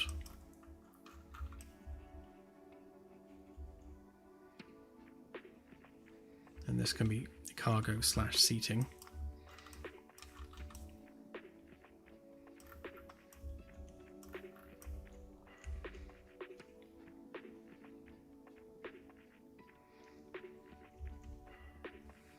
Yeah, then we'll have either a button you can press or just a manual handle you can grab to flip those seats up as needed.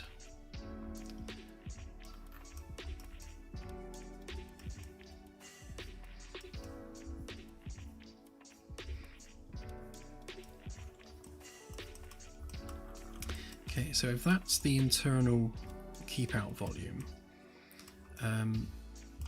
that means that our engines are going to have to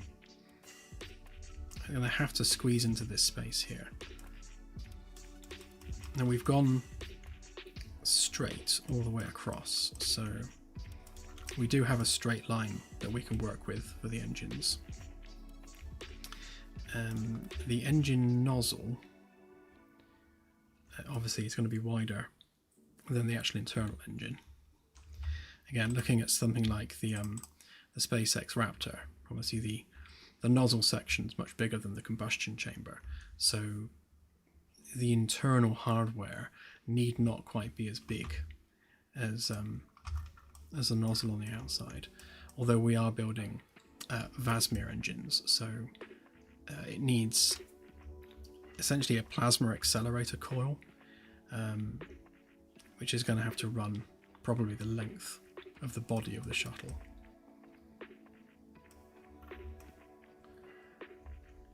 And I suppose each engine, the fuel and coolant for each engine is going to have to be stored separately. So each little stubby wing is going to have the tanks, both commodities for the engines.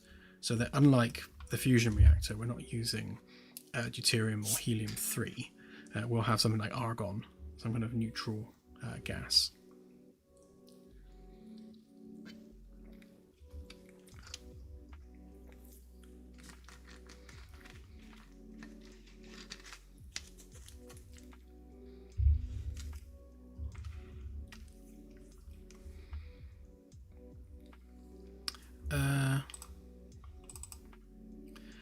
I'm going to hazard a guess that's the sea level version, because yeah, it must be the sea level version, because the vacuum Raptor has a massive engine bill. It's absolutely enormous. So yeah, that's going to be the sea level one.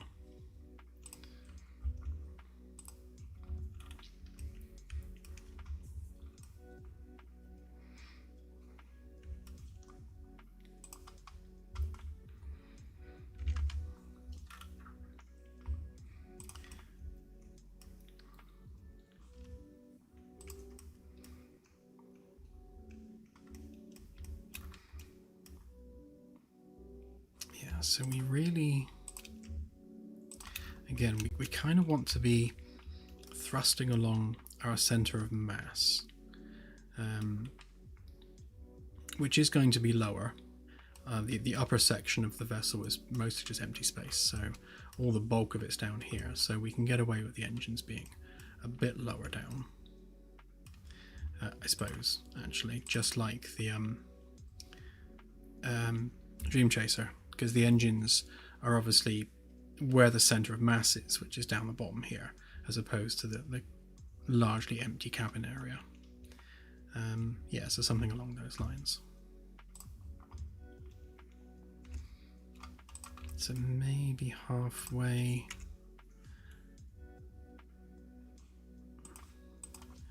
Maybe if I split that into thirds.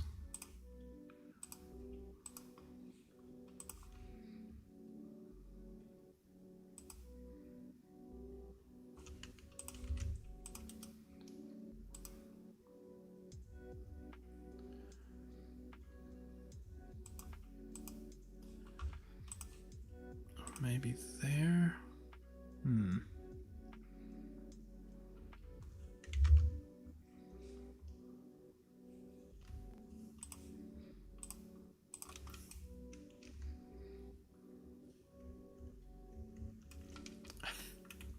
Oh, I never update my computer.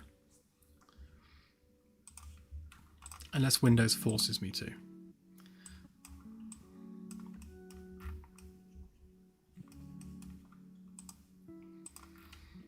Because ultimately we've got that much space down the side there for stuff. Although, I suppose if we're tapering down with our winglet, then yeah, I suppose we've got about half that really. So let's say there-ish.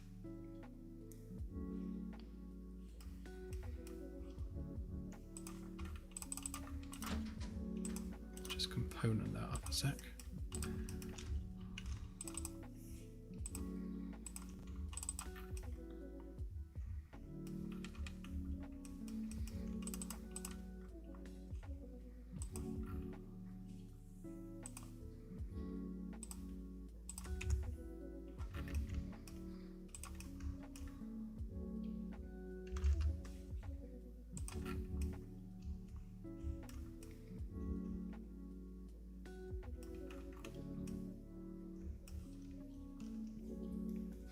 So the engine nozzles, obviously being Vasmir,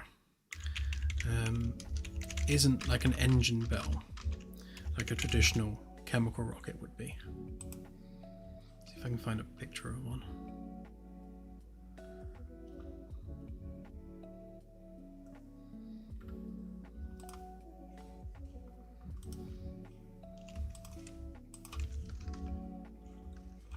Yeah, there's one.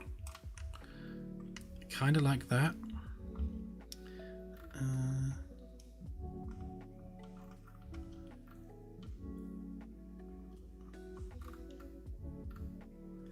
I remember seeing a much better example than that.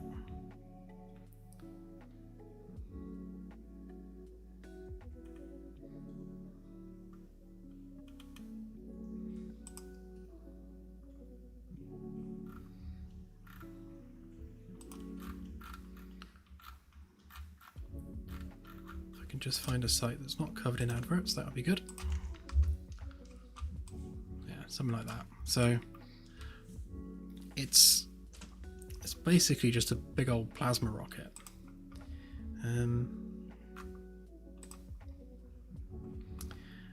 Can I find a better diagram?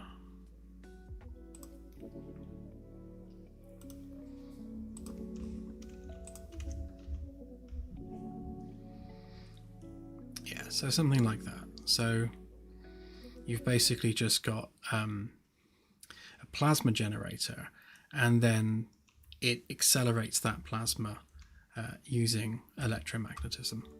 So the engines that we're using in the game are like a futuristic version of this. So the thing with plasma rockets is they're very, very high velocity, but very, very low thrust. So we are, in our sci-fi way, kind of solving the problem by reducing velocity. So we're solving the thrust problem by basically applying an upper limit on just how much velocity the plasma's moving at. We need to go into the specifics of how we're achieving that, but basically that's the idea. Our version of this technology is high thrust, low velocity. So the ships themselves will be moving at single-digit kilometers per second at most.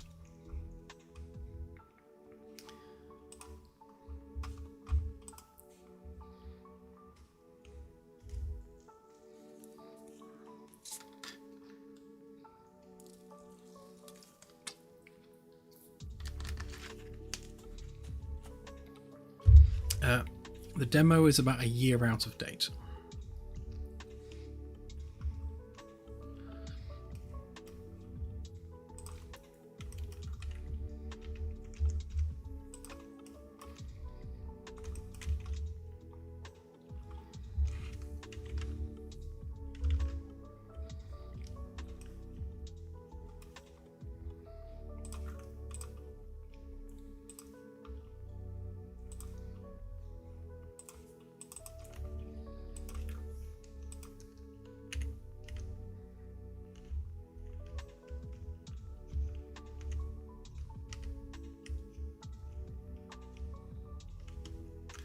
Never remember which combination of shift and control to use. Oh, there we go.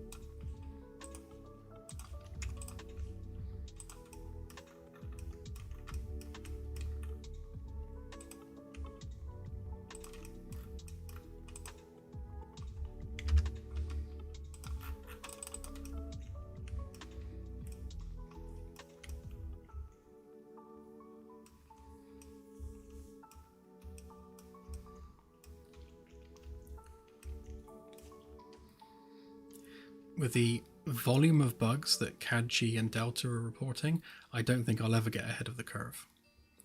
those guys are bug reporting machines.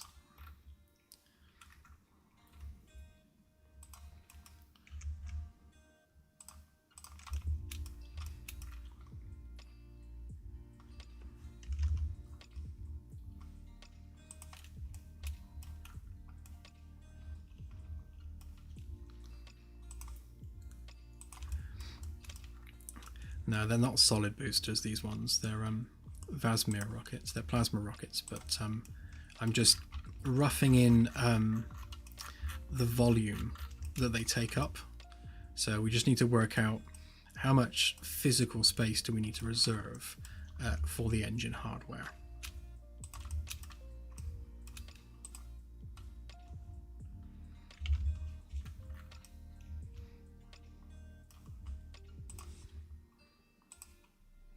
Yeah, so that's 45 degrees for the wing angle, and then 30 degrees there for that. And then we'd need, it's going along there. So if we say 225, try and stick to whole numbers.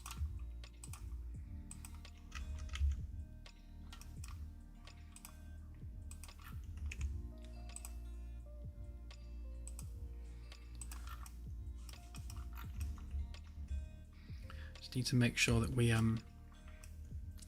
we maintain the internal volume that we need to fit in the engine infrastructure, whilst also being able to generate the smooth lifting body that we need. So again here, so that marks basically anywhere the player can stand. So from this point forward, we are free to kind of go up at an angle if we need to.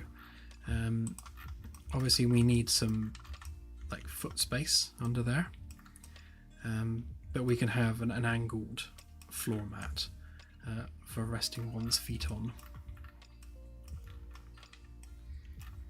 Yeah, so the curve, it's going to have to curve up like that. And then it's going to have to be a smooth sweep up on the wingtip. So where we come up like this, that's going to be a lot smoother as it goes up. And yeah, so where we've positioned these more accurately, that can't come down at an angle like that because we're going to need this space.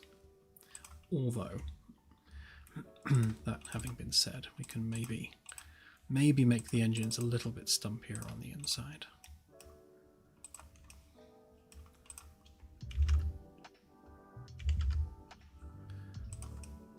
Yeah, it's still quite big in the grand scheme of things.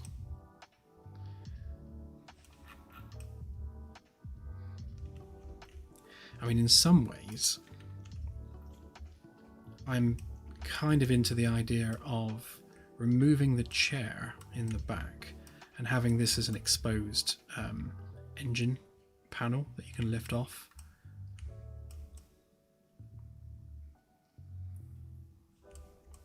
Unless we have the chair part of the panel, so you take the whole chair off to get to it. Obviously we need to you know, make that work within the bounds of the game engine.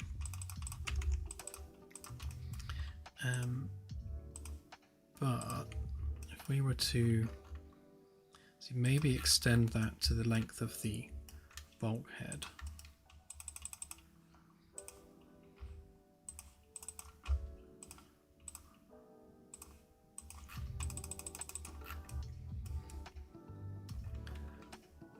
yeah, then that's just like begging to be an engine compartment.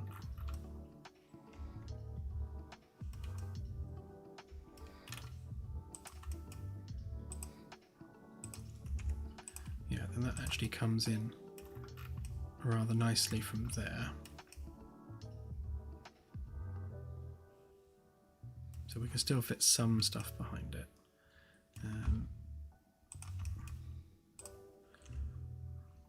So wing-wise, gives us that at minimum. And obviously we'll be coming up a bit further. So if we go maybe to there, that's kind of halfway.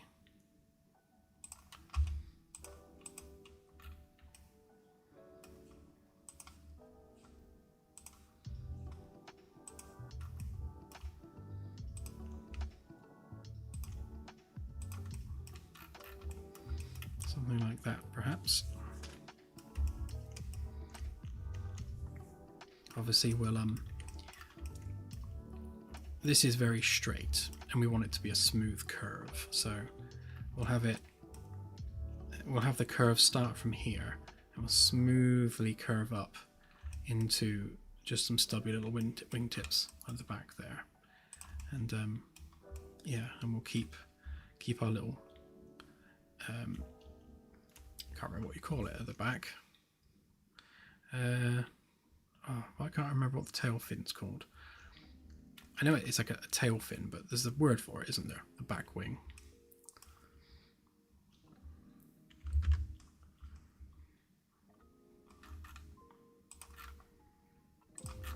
Is it a vertical stabilizer? I think that's what it is, isn't it? I think they're called vertical stabilizers. Yeah, that was the one. Yeah, so we'll stick a little stubby stabilizer on the back.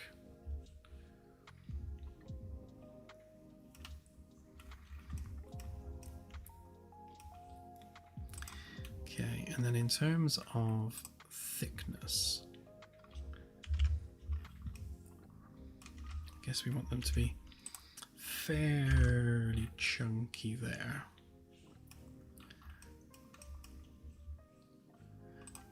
And then chunkier down there.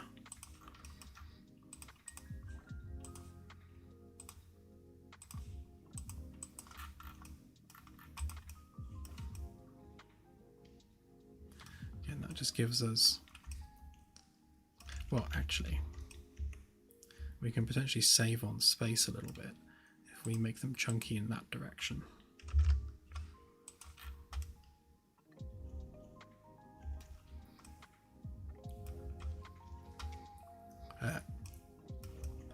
Eight seats.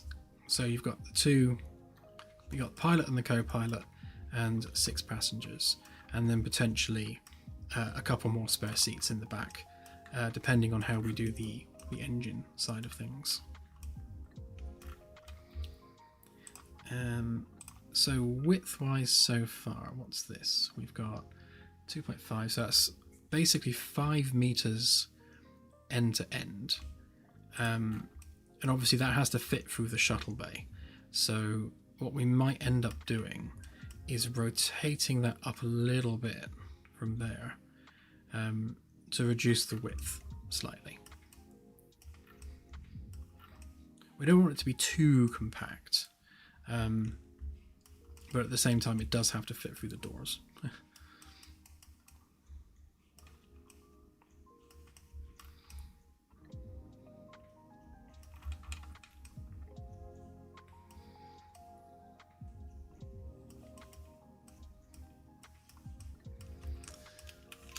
So let's dump that for a minute, because we just want to make sure that we've got our framework sections roughed in first, so that we know what we're dealing with in terms of what we need to wrap the outer hull around.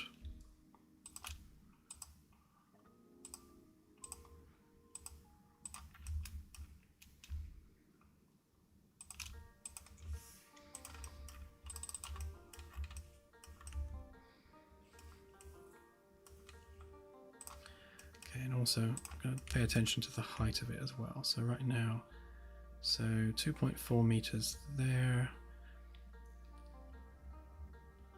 We don't need to come down too far, although further than that.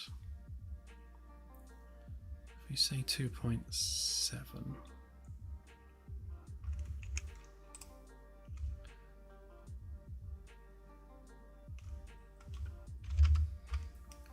So maybe a floor about that thick. so internally you want the metal work to be 1 centimetre thick sheets.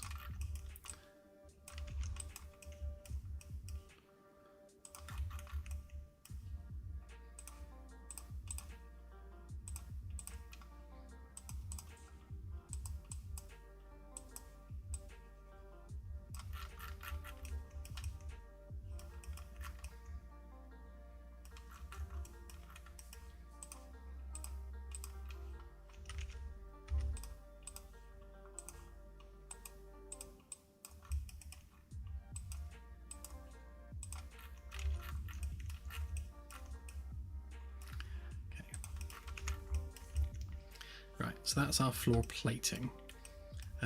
So nothing can go down, or nothing can come beyond that vertically in terms of our protrusion. So there to there, right, so that's 30 centimetres. So if we call that the bottom of the hull, in fact, let's bring that down to there.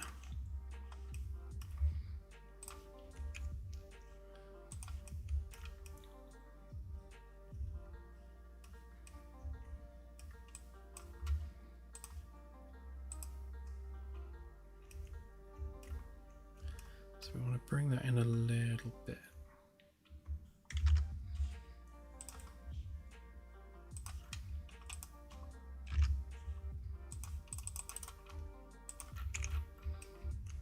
Okay, so that gives us the cavity underneath. And we'll round off the top, because again, we only need to worry about height in the places where the player is actually standing. So all of these upper sections here can be curved, because the player capsule is not actually going to ever intersect with that.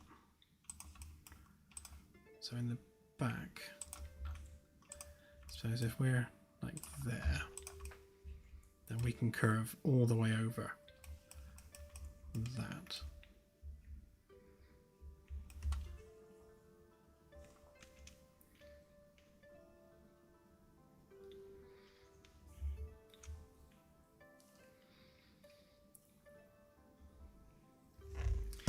Yeah, I think landing party is a decent description, to be honest.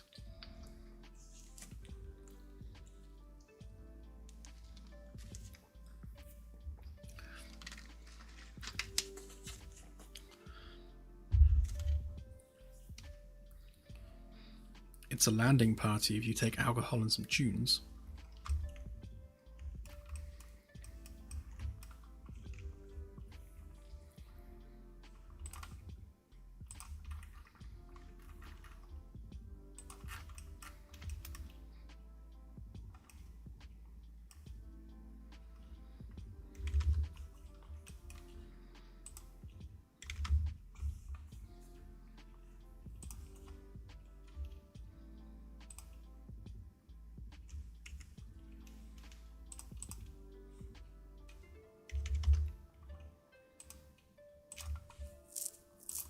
To keep it fairly low poly for now, just to get an idea for the shape we're working with.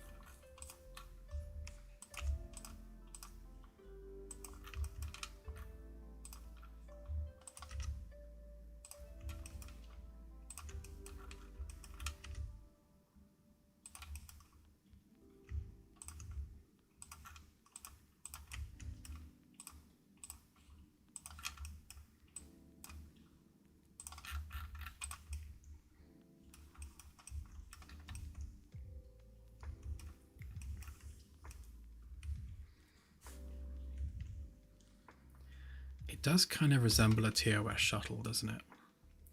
I'm not trying to go that way with it, but it's kind of just keeps end up looking that way.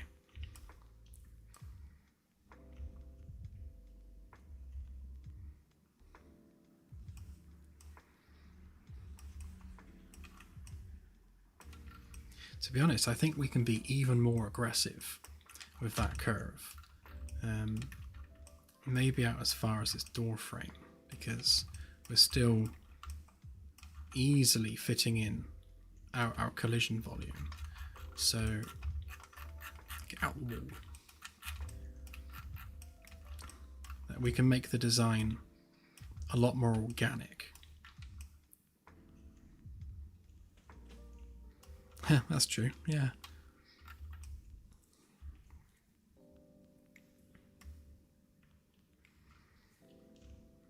I've actually just started watching Stargate Atlantis again. In fact, case in point, I couldn't work out which order to watch them in, so I'm watching SG-1 and Atlantis kind of in the order specified on here. So hopefully that's chronologically correct.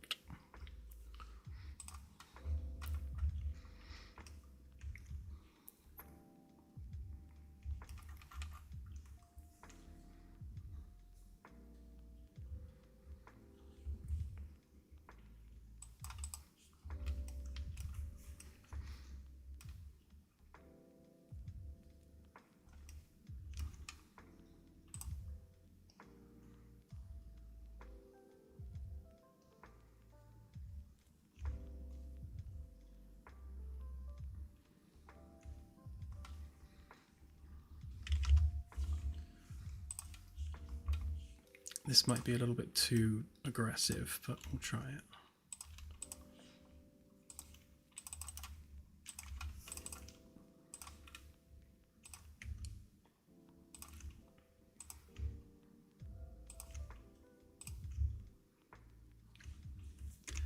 I've gone ahead and done the exact same size I had before. I thought I'd made it smaller than that. Obviously not. Okay, so 30 would be that, which feels huge.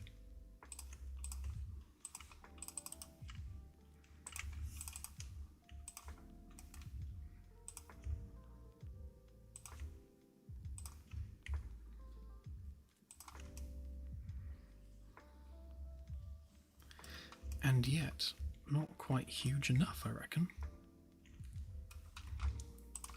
Let's go even bigger. So that's 35.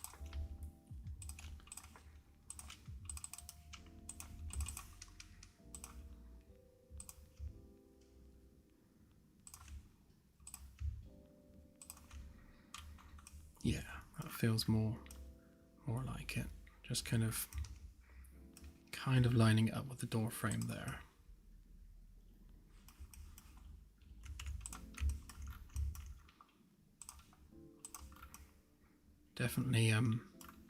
Definitely brings that in more, which is what we want.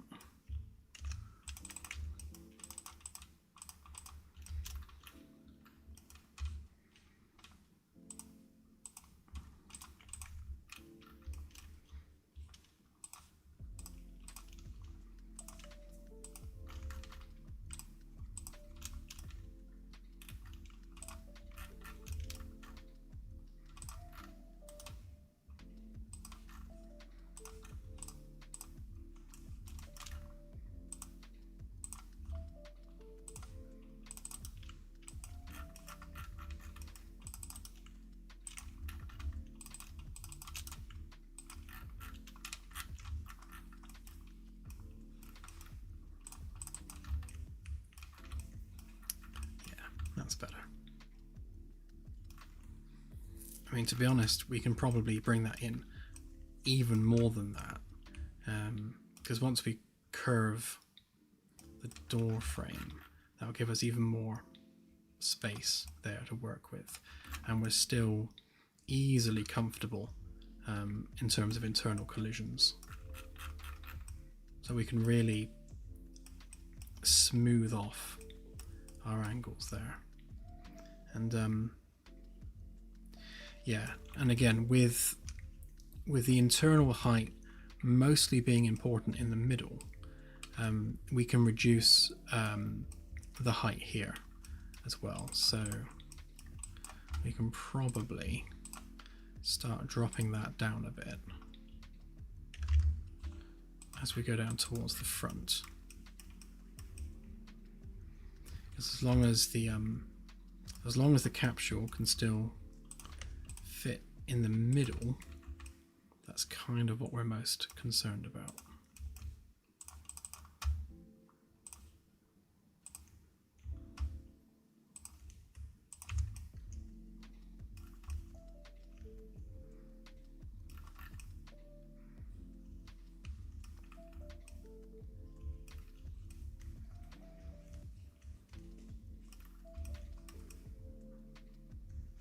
Obviously, again, this is just the internal skin.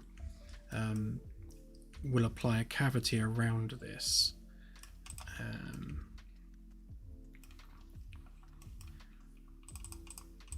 So if we were to add depth, I'm guessing about, I guess about that. We don't want to make it too thick. So yeah, so that would be the cavity between the interior and the exterior paneling, and then we'd put hull plating on top of that as well.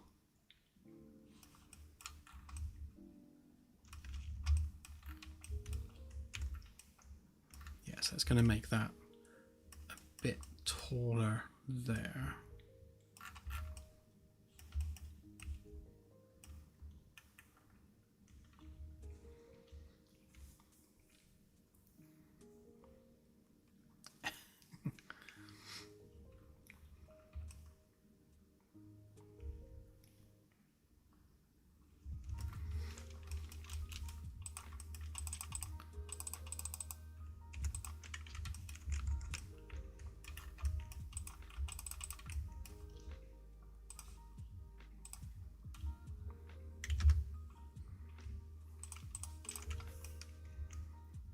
So if we had some kind of hatch there, that gives you access to all of the gubbins inside the engine bay.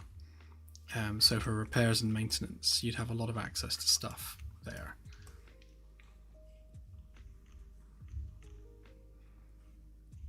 Which could lead to some interesting things if we have something break or blow out on the journey. If we have a spares locker and the ability to repair things mid-flight, yeah, gameplay basically, or smuggling. You are correct.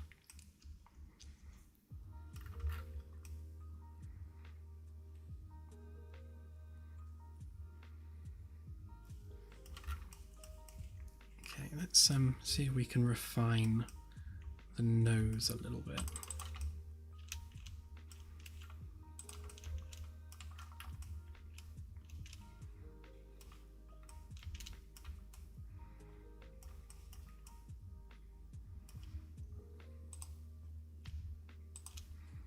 Yeah, so that would come down more like that, which means guess we need, grab the right bit, actually grab the bit above. So if we were going in a straight line, that would be something like that.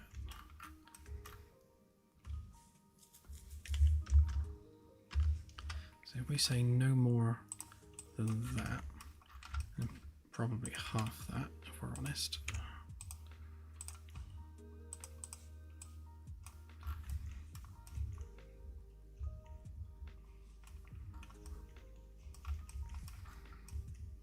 Yeah, so in this space, we've got to fit the instrumentation, room for the pilot's feet, and maybe life support stuff. Although I think If we have life support, maybe in some floor panels, so that'll be underneath here, because we can have the landing gear for the nose in this bit. The landing gear for the rear can be contained, I guess, some cavity there. Yeah, we'll see how much space we've got when we actually start building the outer shell. But then, yeah, we can use the cavity under the floor for like oxygen tanks and stuff you can access from within the shuttle for repairs and maintenance. Because we definitely want multiple places in and around the shuttle where you have to open something to get to something for fixing it and replacing it and generally dealing with problems on the fly.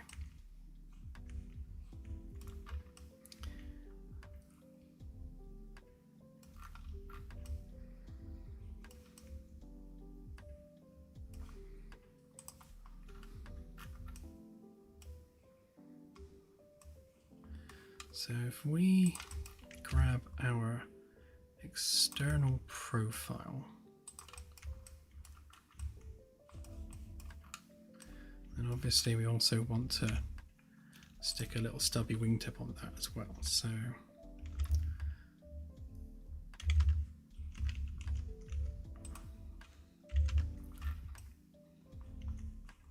it's going to have to be bigger than that.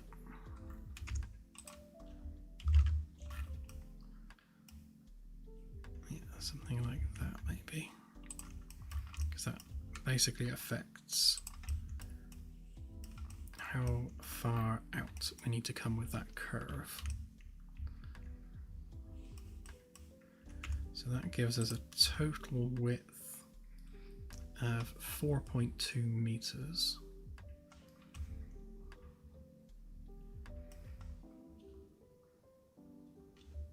We can probably bring that into exactly 4 meters if we just curl that up ever so slightly.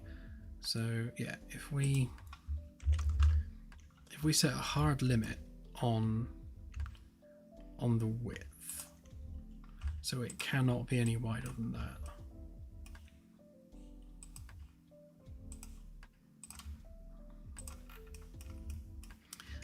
And I suppose lengthwise we'll do similar. So that's 624. So if we say 625, then we can just pull that out a little bit, and then the nozzles out the back are kind of just appendages. So the main body of the vehicle is 6.25 meters, so it's not small.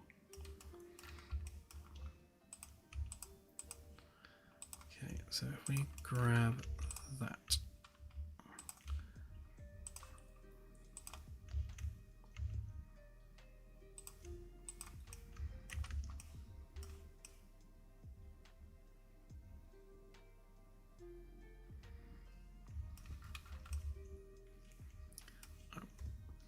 managed to mess that up somehow.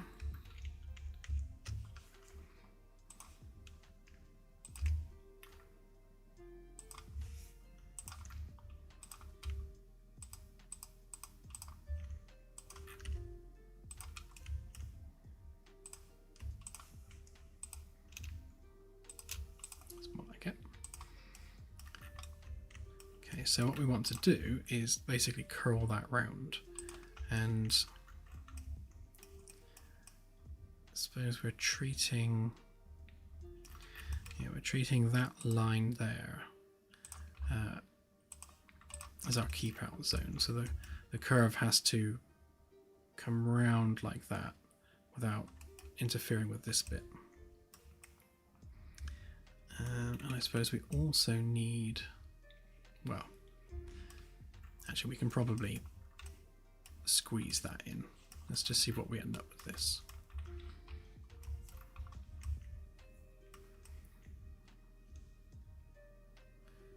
Actually, that's a point. We also need...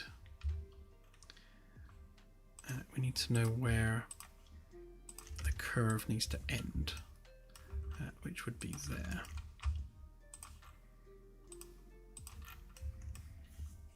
So I suppose the first thing we need to draw would be the nose cone curve.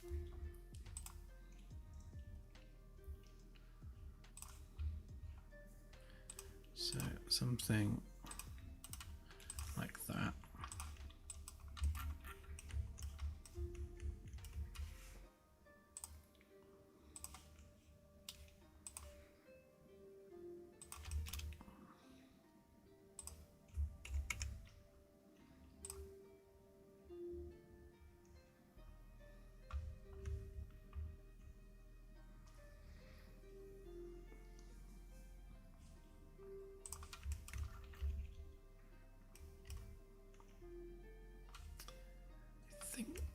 Actually, if we do that and make it so that this this goes straight,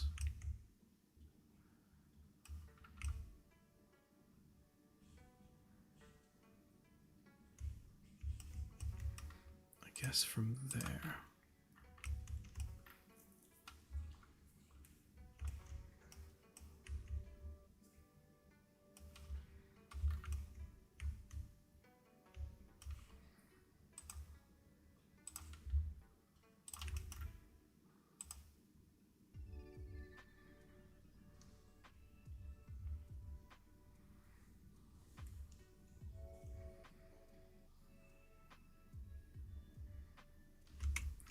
Yeah, then I guess we need to take our wingtip into account there. So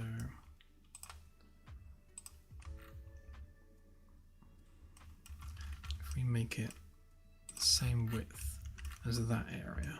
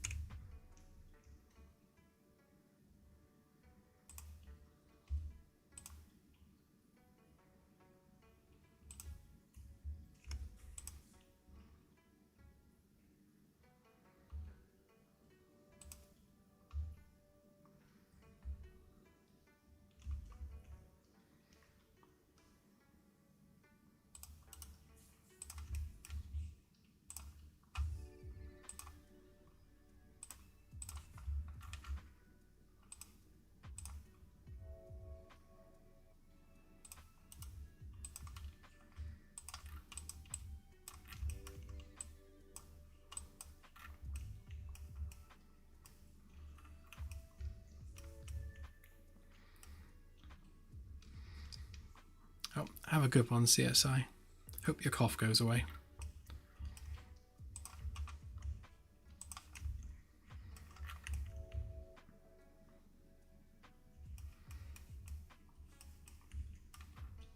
Yeah, so the nose is a little bit stubby for my liking. We can potentially just drag that out. Oh, it's going to mess with the curve. All right, let's drag it out and then do the curve.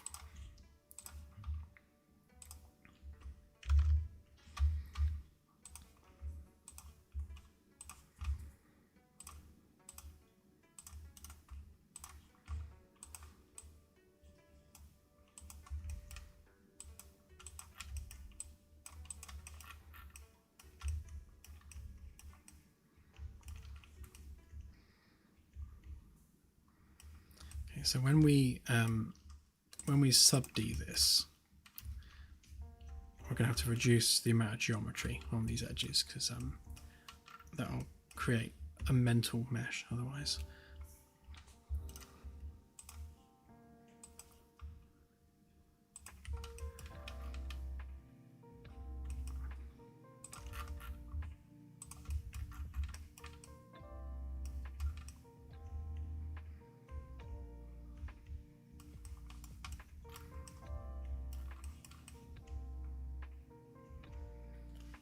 think that needs to be a harsher curve going down there. It's a little bit too rounded as it comes off of the edge. We really need to make it pointier.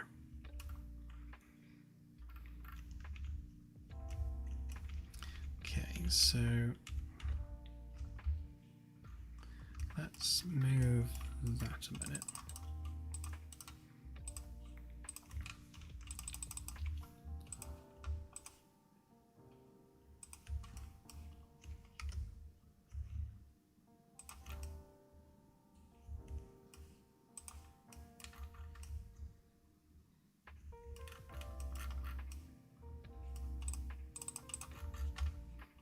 So that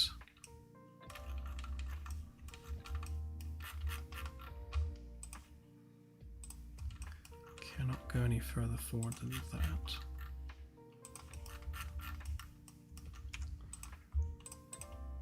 The same on that side.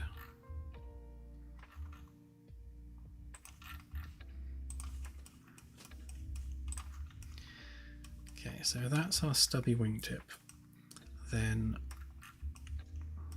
yeah, we need that to come in.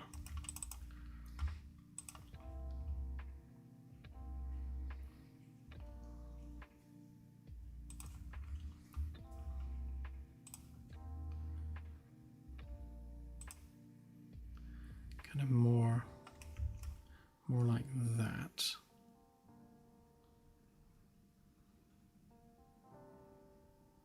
Yeah, and then we can round off that edge, obviously. So that comes in basically to there.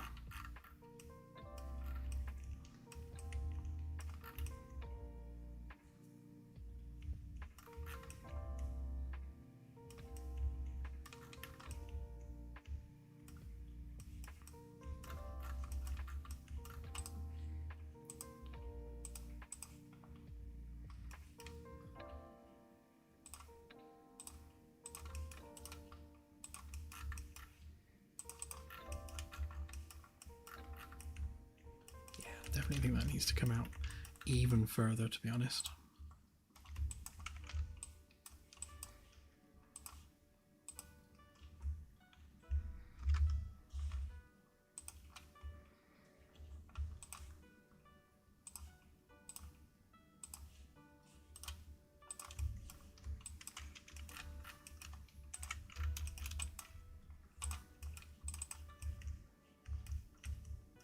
Yeah, that's more like it.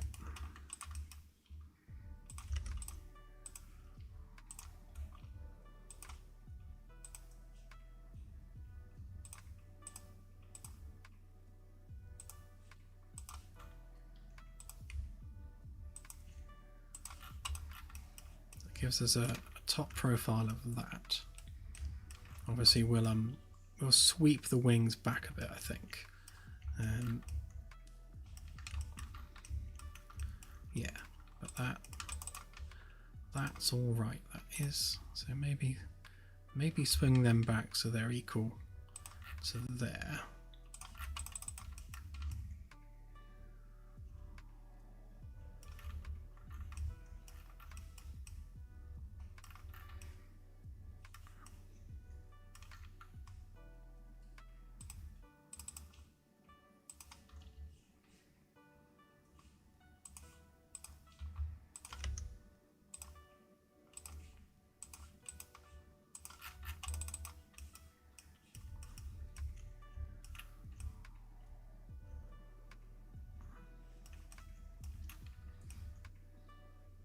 Okay.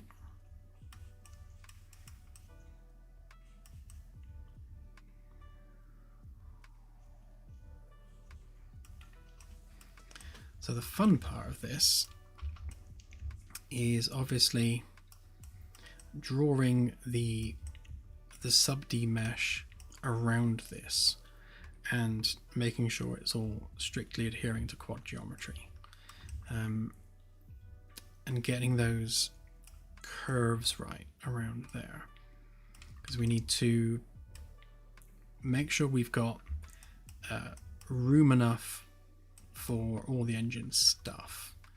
I think we're good with the cavity on the underside, and we just need to make sure that the wing itself has cavity enough for the tanks. So we now need to basically bend that up.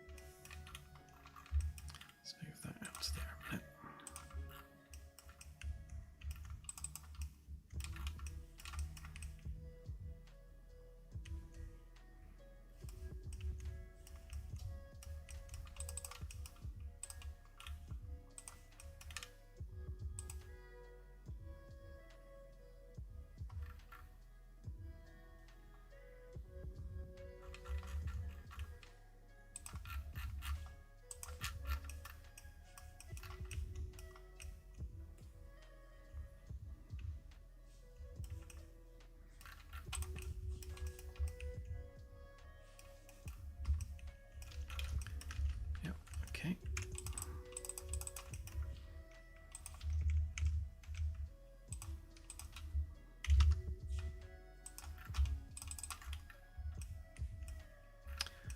No idea why it's doing that. Easily fixed.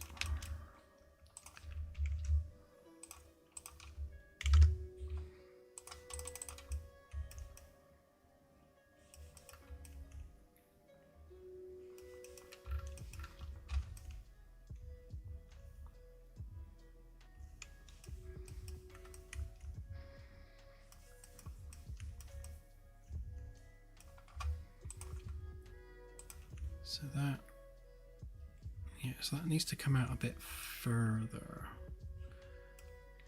This is where it gets slightly complicated, because the distance that it comes out in 2D is very different to 3D, because once you rotate the wingtip, obviously it's coming out further. So we know we want it to be that wide.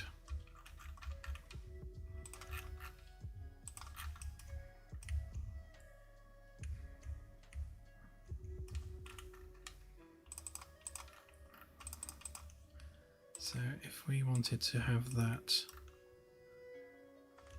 equal to that, let's just draw ourselves a face to line up with.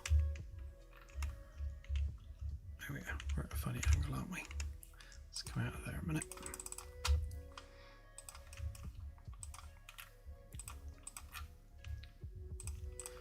Yeah, so we want to line up with that face there. Then this edge has to extend that much further. So in here, obviously we need to extend that out to there.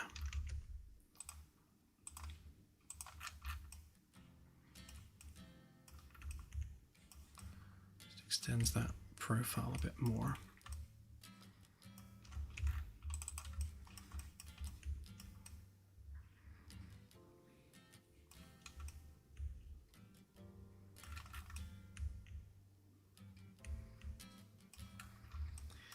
Definitely need to really come down as sharply as we can on the nose end, otherwise it's going to look really stubby and we don't want that.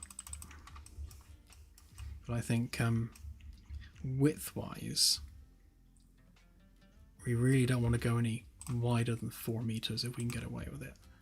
So yeah, so right now that will produce exactly a 4 meter wide ship. shuttle.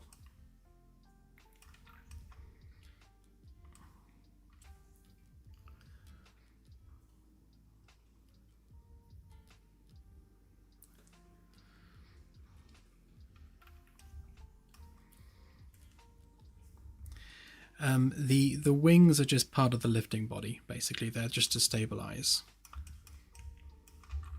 I think we definitely need to lose some height there by curving that off more.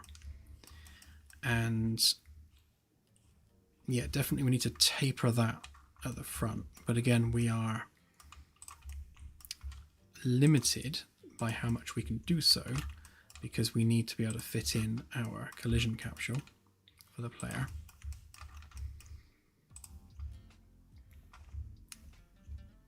So right up the front there.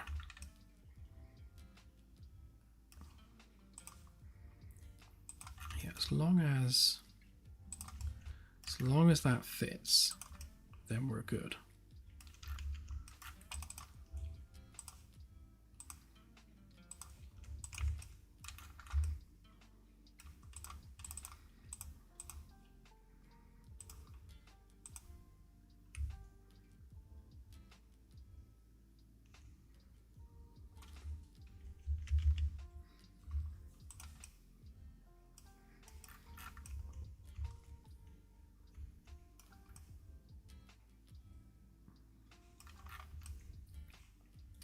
Yeah, so that's really our limit.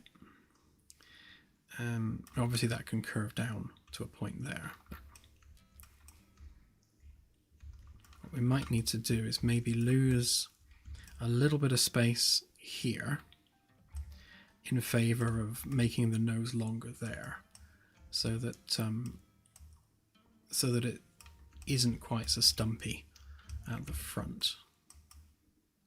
Because we can,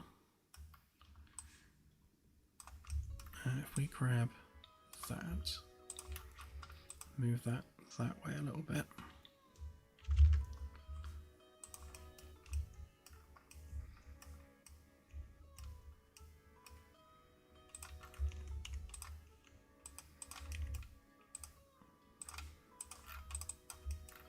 Just gives us a bit more frontage to play with.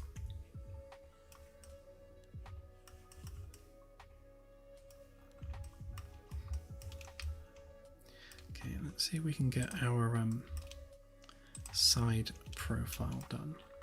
So we know that that's the top there.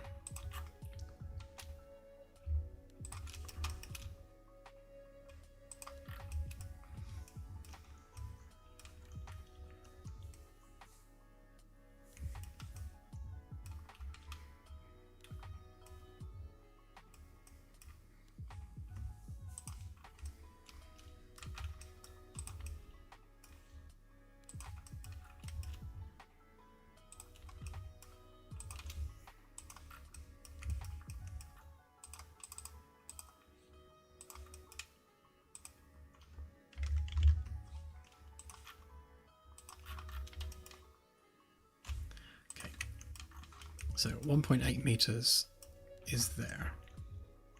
So let's not go any further than that. So if we say that's our limit there.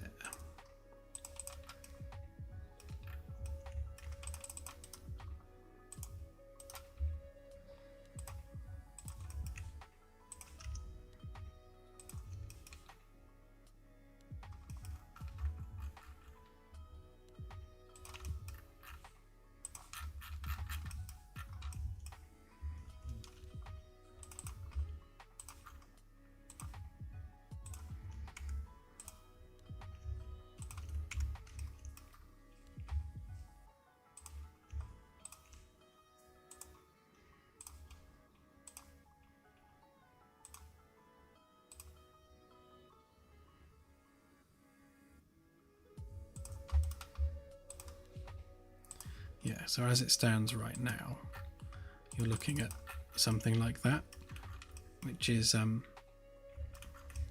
really quite stubby and less than ideal.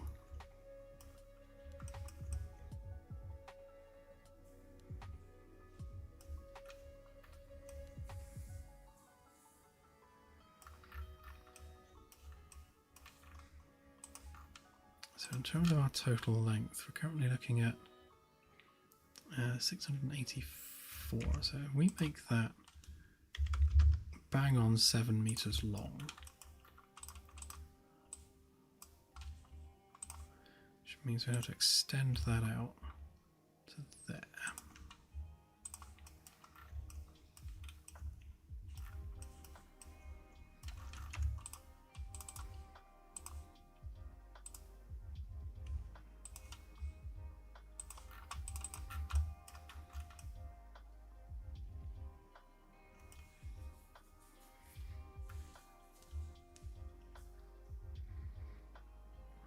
Potentially, yeah. Yeah, we don't necessarily need the player to be able to stand up exactly there. It's a nice to have if they can. Let's see whether or not we can make that smoother.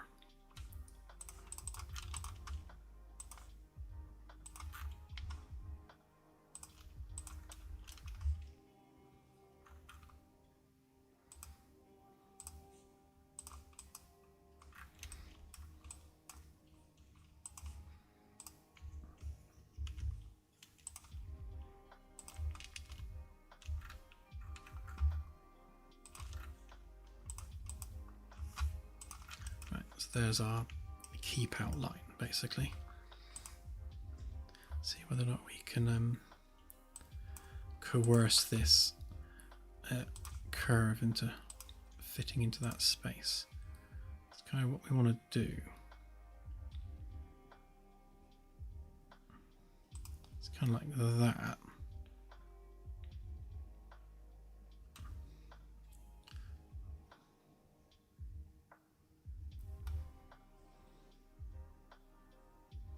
Yeah, that's a nicer shape. Shame we can't have that. I mean, the midpoint on there.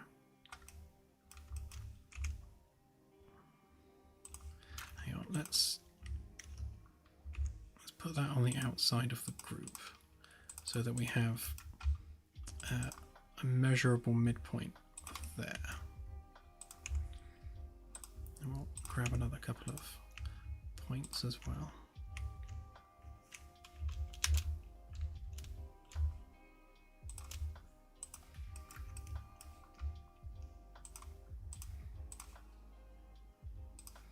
So from there to there.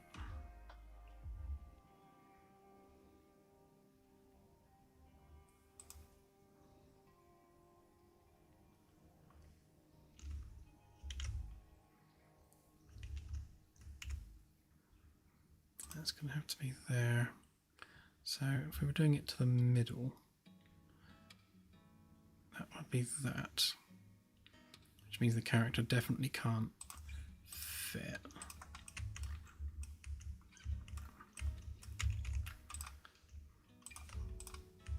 Yeah, they wouldn't be able to get any further than that, basically.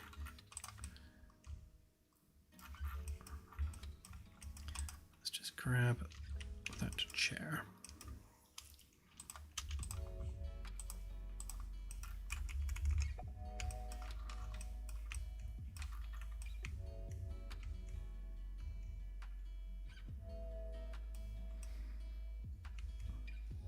Yeah, so they'd be able to stand behind the chairs, they just wouldn't be able to walk between them. And we kind of do want the ability to be able to walk up to the instrumentation and kind of look out the window.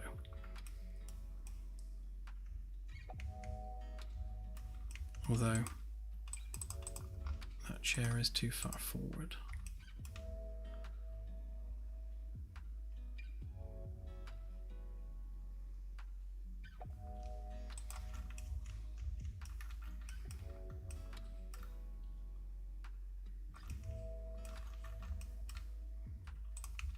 We want to line that up to there.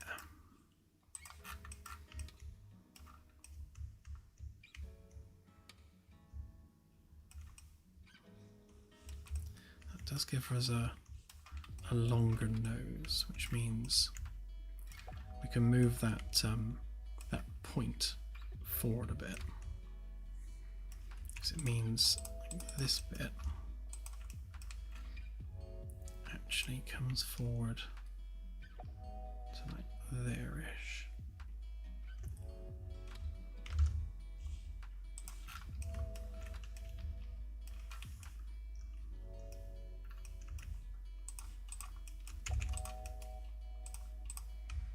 Which means that only needs to be able to stand there.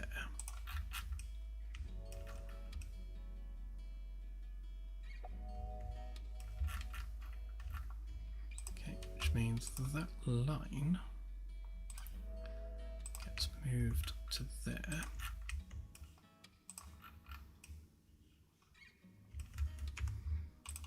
Yeah, which means we're not far off.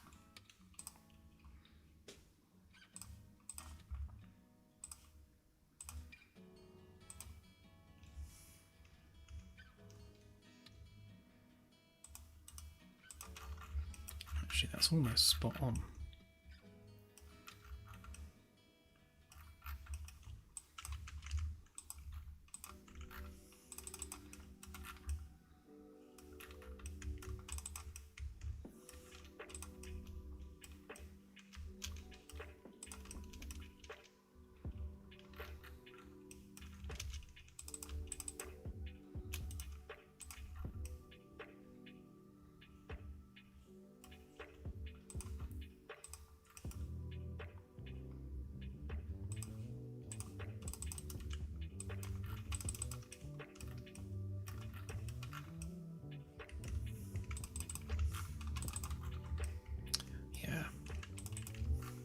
That's a nicer profile, I think.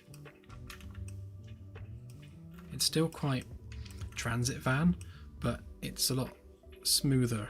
It's a much smoother version of a transit van.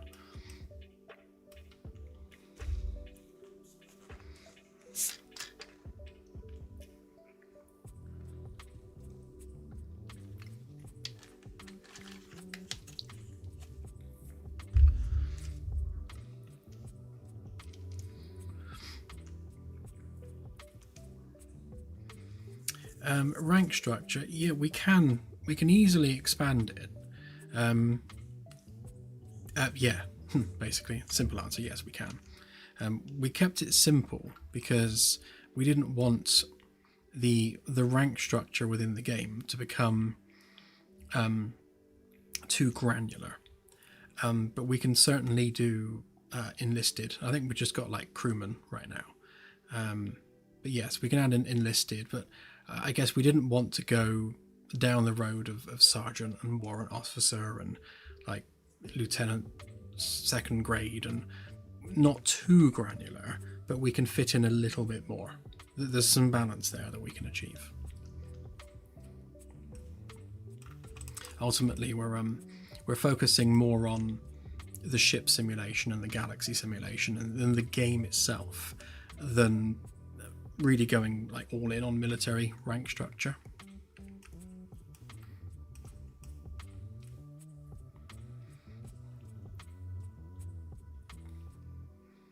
It is literally just flavor text, yeah, for sure. And even then, within the bounds of the game, it's not your rank per se which is granting you access to things. It's your role aboard the vessel.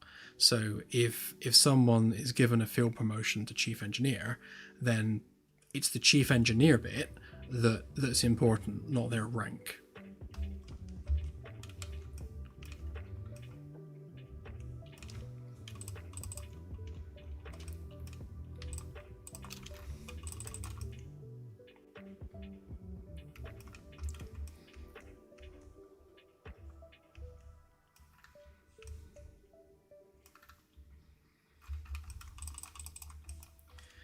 Let's just smooth off this nose cone a little bit.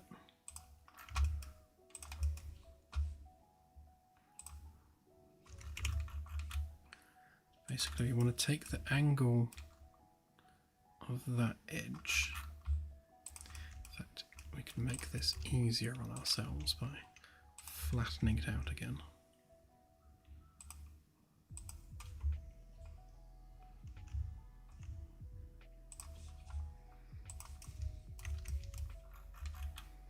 So the angle of that edge there, carry that through to there.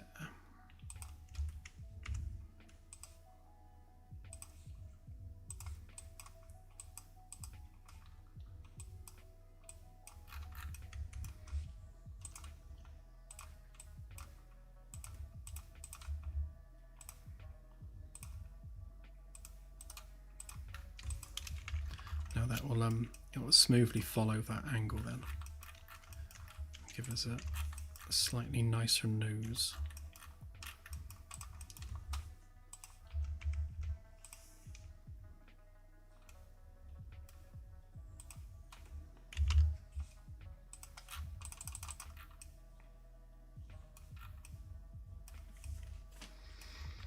Okay, well I think size and shape wise, I think we're definitely getting there. Just need to make it organic now. I do think that the winglets are maybe a little bit too stubby, but we can always pull them out a bit if we need to when we model it properly.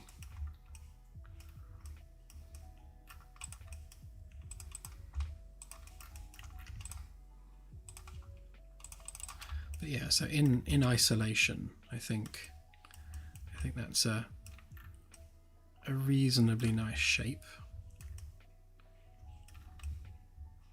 I like the fact they're swept back, and that's not too terrible of a stumpy nose.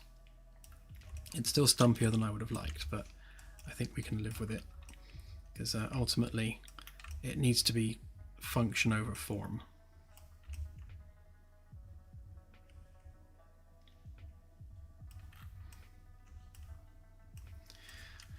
Okay, and now the fun part is going to be converting this into our mesh that we will then subdivide. So we need to kind of draw around what we've got, and we need to dramatically reduce the amount of geometry on these curves, because when we subdivide it will put that geometry back in again. So we can get rid of that.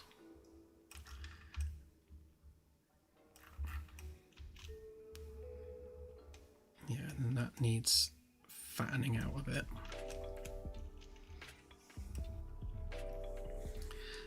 Yes, it will have either little struts that stick out or wheels. We'll see when we actually model the detail underneath. You know, worst case scenario, we'll just have skids.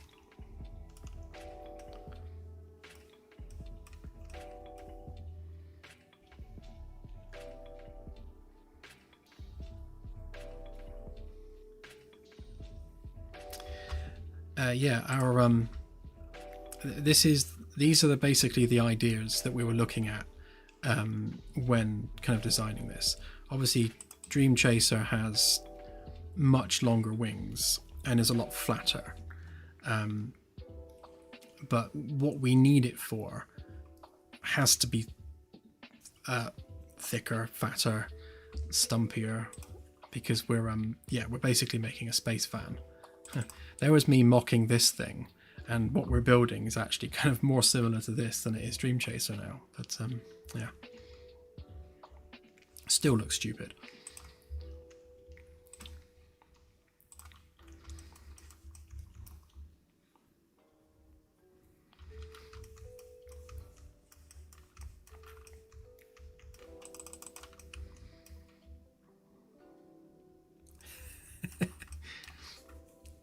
Of course.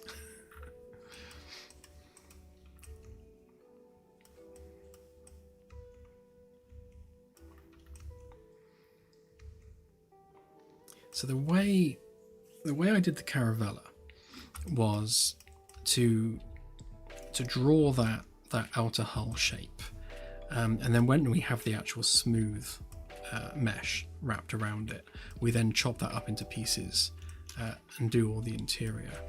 I'm going to do a similar thing with this, But we need to be a lot more precise with the interior kind of keep out zone, because we're so strapped for space that any geometry protruding within these bounds are going to cause us real issues. So I guess we need to make sure that the sub-D mesh is at least 10 centimeters proud of these edges, which is going to make it stubbier, obviously, because we're thickening the whole design up, which does continue to make me want to make these wings wider. I mean, what might help, I suppose, is if we maybe make them not quite so sticky out. Take 15 degrees off the angle. It's going to widen the size of the shuttle, so that puts it 4.5 meters wide rather than 4. But that's potentially more fitting for its height.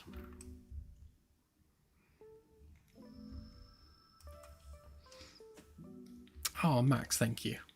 Very much appreciated. Here, have a heart.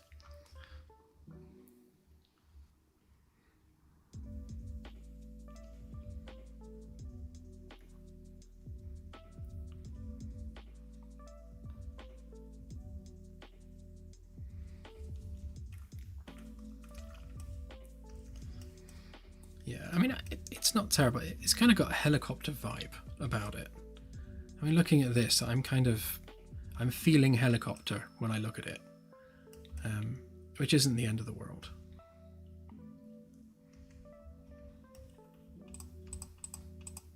Let's just move those bits out the way.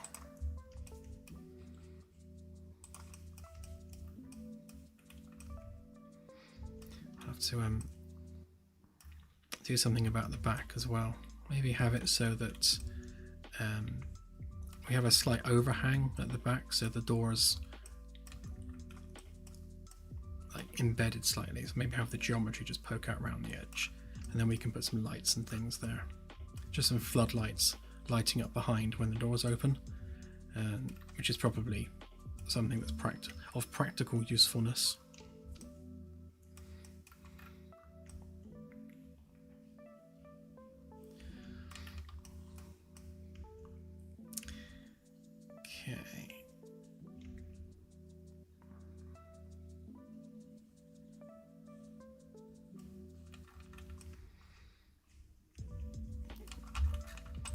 Before I do that final bit, let's just add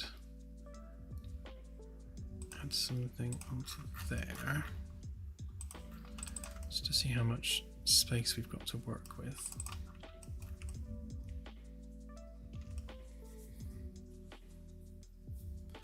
Yeah, so we can definitely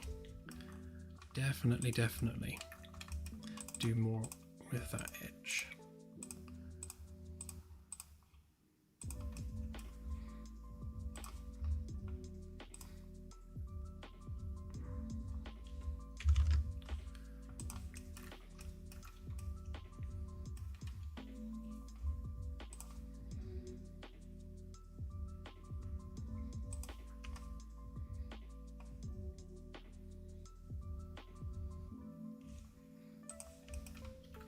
So that edge there was 35, and that would suggest we could get away with 50 and still have headroom around that edge, and that will make this a lot less stumpy, because we'll be curving that in a lot more aggressively there.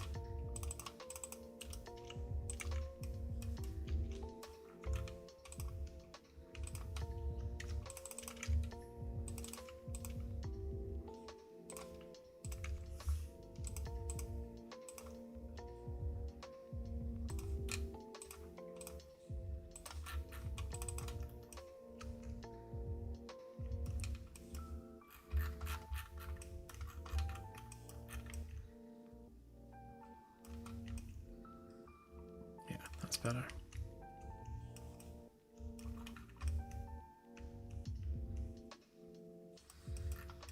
Still goes, there's plenty of room on the inside.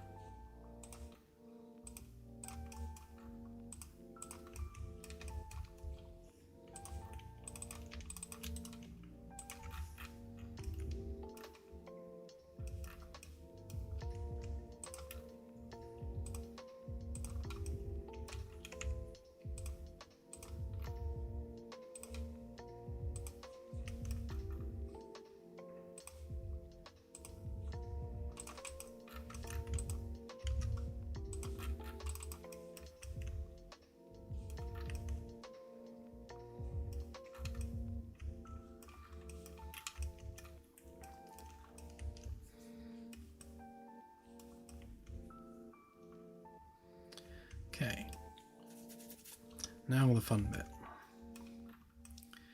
is trying to reconcile this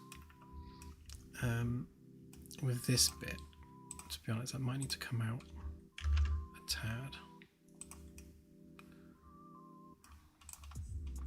tad. No, sadly SketchUp does not have a dark mode. It'd be nice if it did.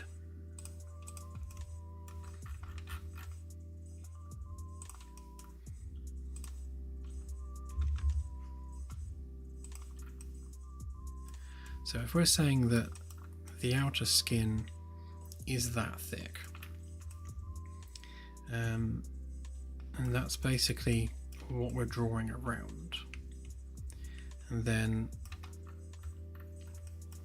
for each point on this curve, we need to start bringing that around.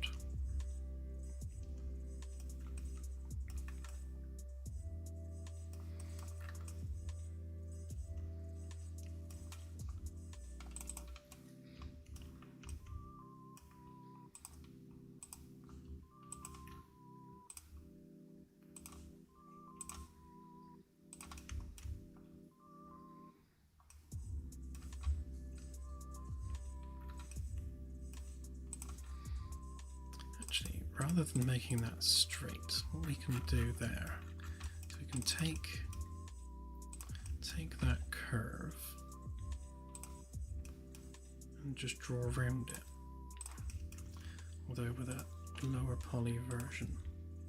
Because if we came up like that,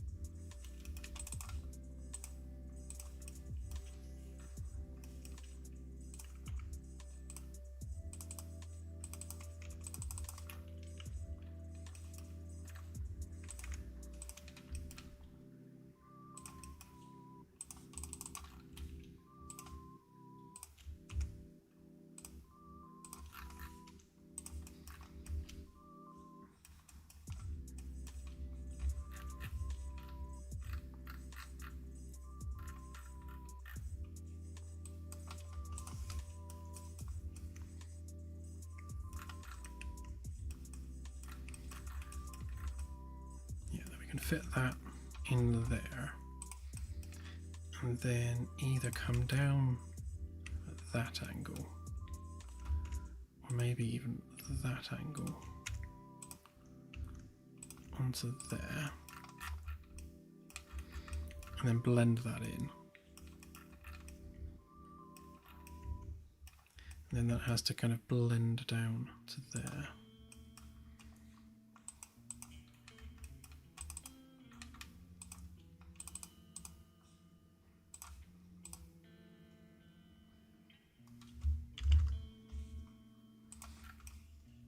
Maybe a bit like that.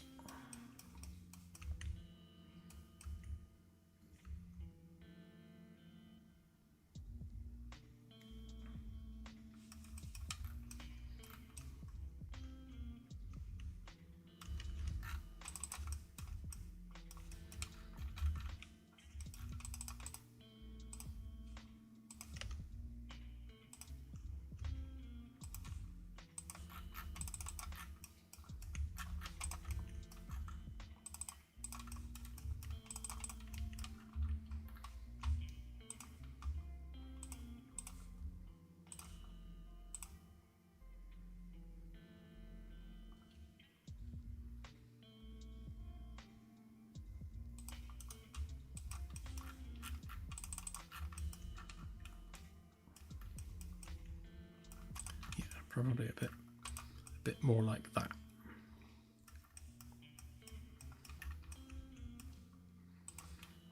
And then all we're doing is, I guess, fitting this curve to here.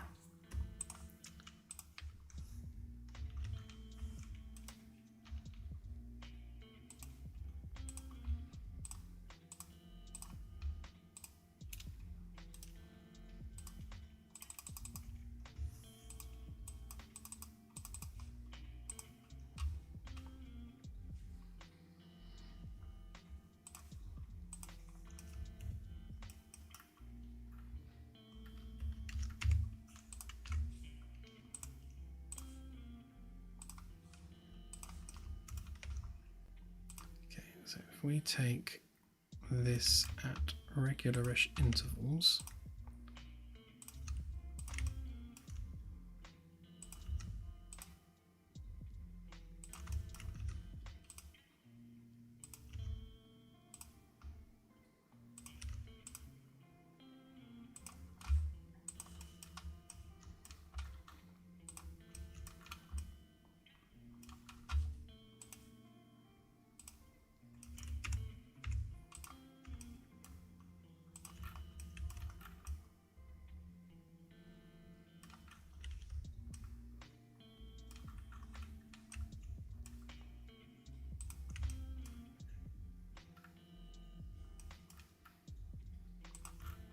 I'm not thinking about bending it like that, but I think it might be worth doing it the other way round.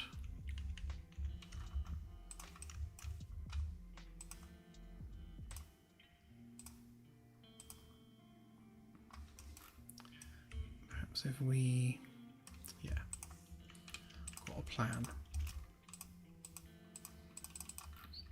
Group all that up so we don't end up overlapping it all.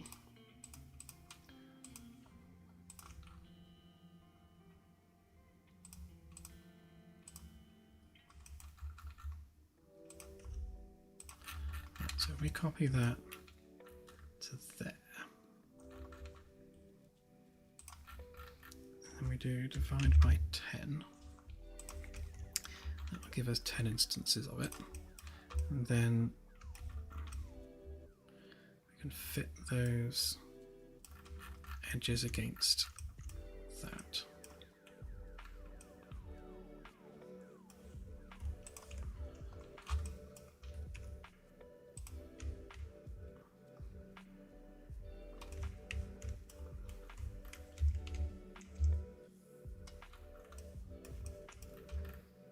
Which is easier said than done.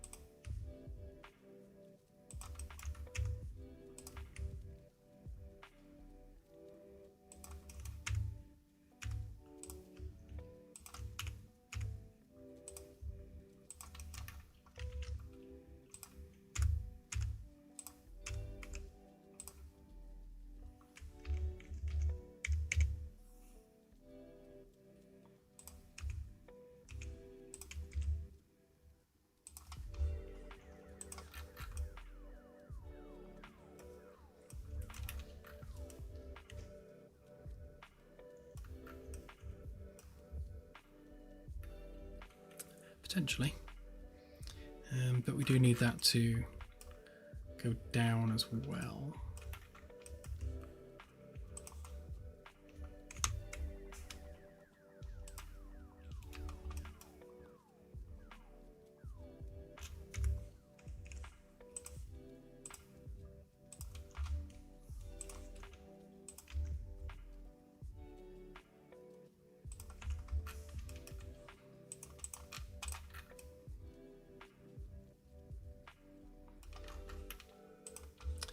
I'm not convinced, but we'll try it and see.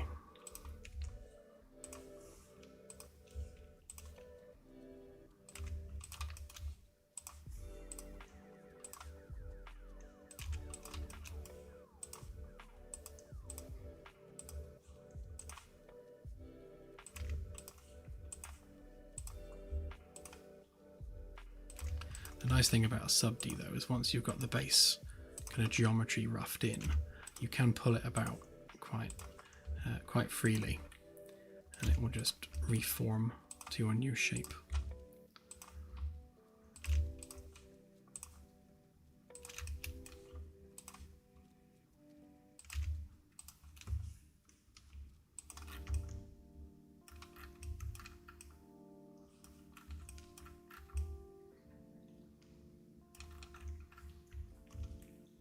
Yeah, so I think what we're looking at there is we definitely don't want it to curl under itself, which is what it would do.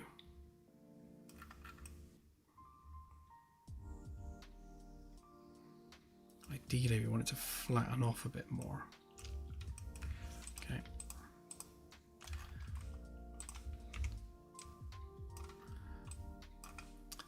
We can fix that.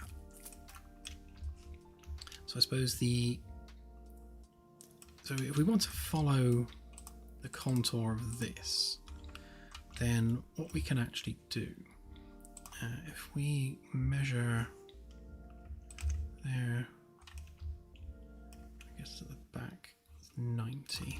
So if we bring that down 90, then obviously at the front end it looks nasty, but here it gives us the same curve basically that we can follow. So we know that we need to follow that curve down as we work towards the nose, and then we need to start going around that bit.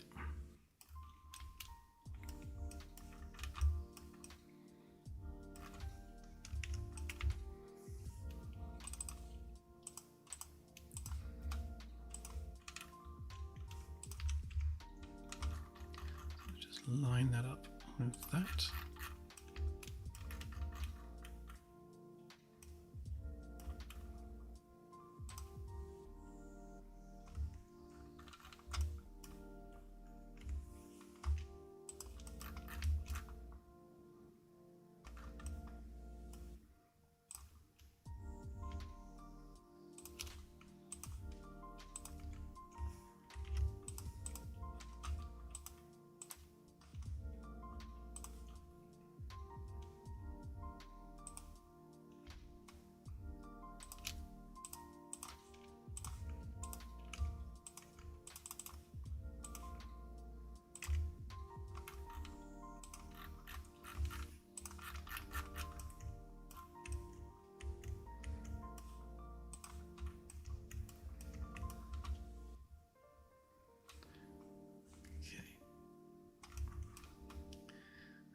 We take our points on there.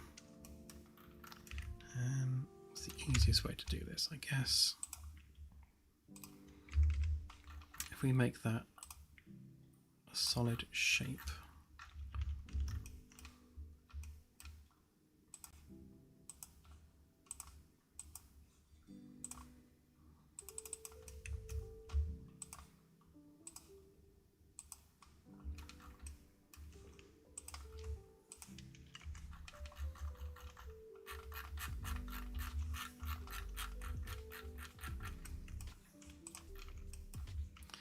Oh, I see what's going on.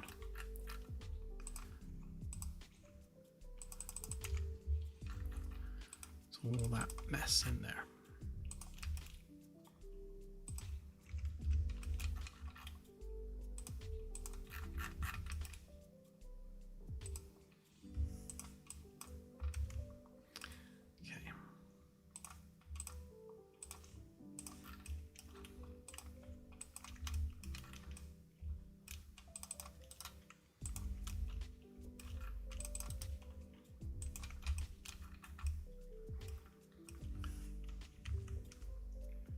So if we draw up from regular intervals along here,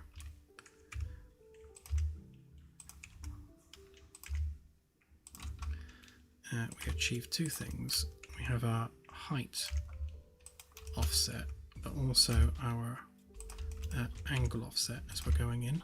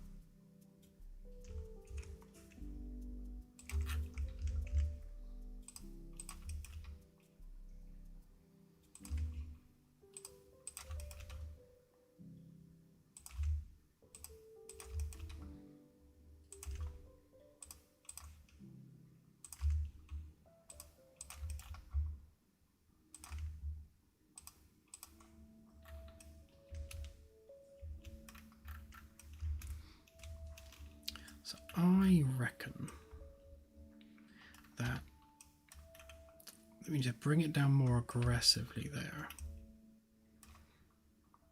Probably to about there.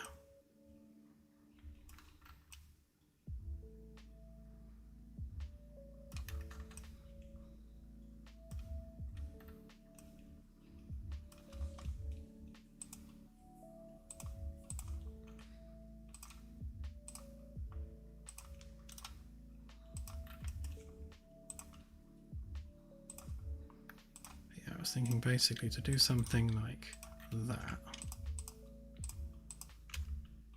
Kind of to build that profile as we go down. So that will gradually get sharper as we go down. But I think we definitely need to come down more aggressively than that.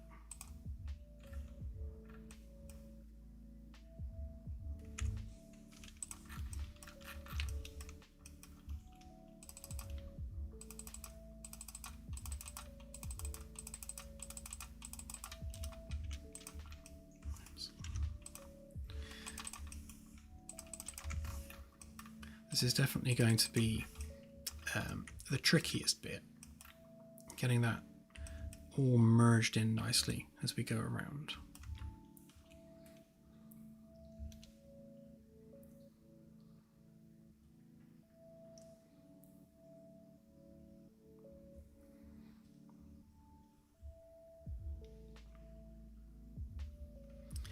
Yeah, once we curve it round there as well, I'm sure that will definitely help. In fact, why don't we do exactly that? If we add it to this. Okay, so we know that that's the extent of the bottom, and then that's the extent of the top.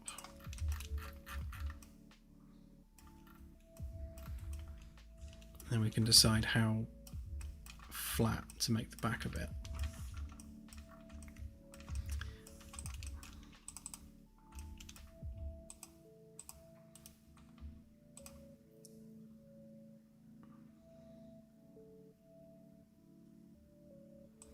So if I divide that into 4,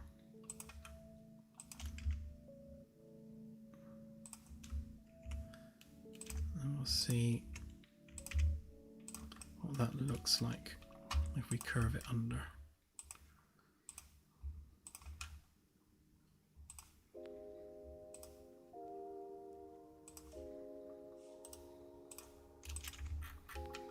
So if you were to just do the first quarter, essentially, it would look like that. Which, to be honest, isn't terrible.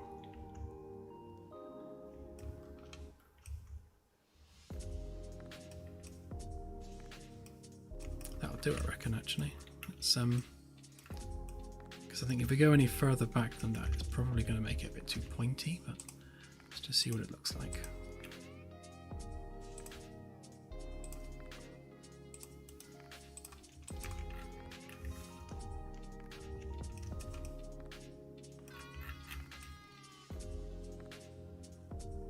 Yeah, I think 1/4 of the length is plenty good.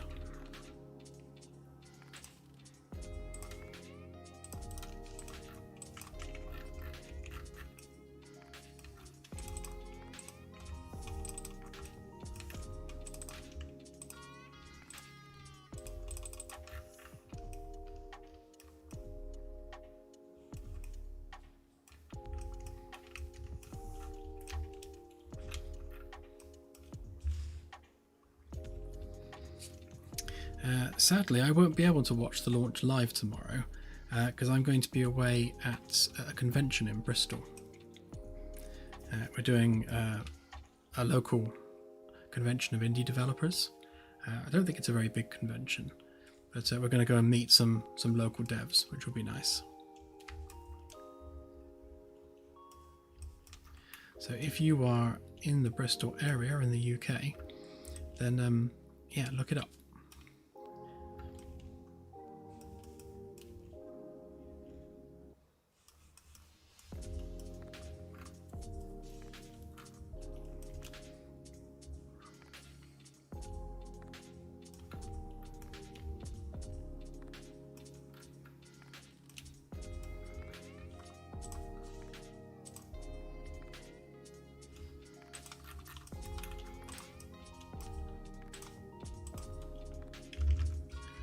Move these apart a bit as they were.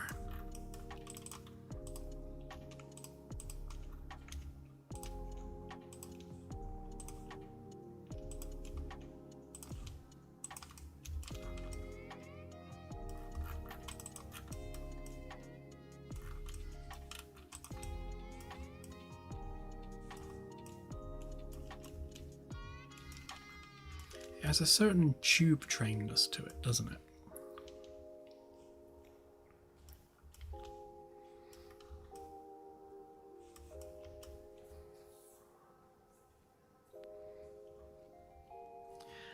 It's about an hour and a half, 2 hours from here. Yeah, probably about 2 hours, to be honest.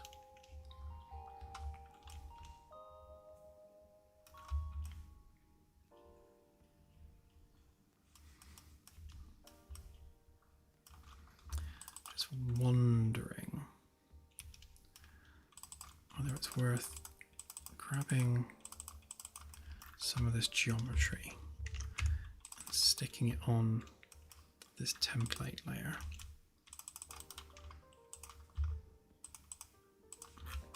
So we can start sort of getting an idea for where we're going to draw those lines.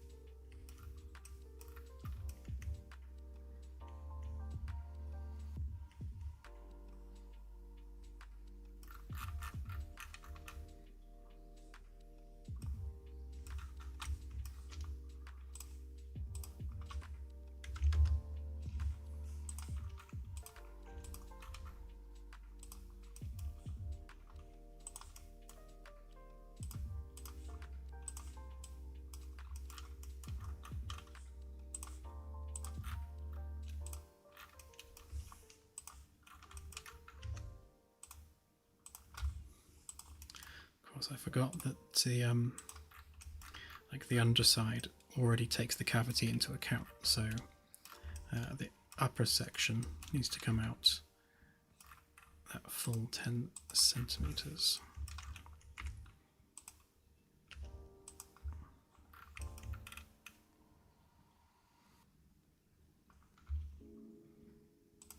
I'm assuming that didn't quite make it to the end. Yeah.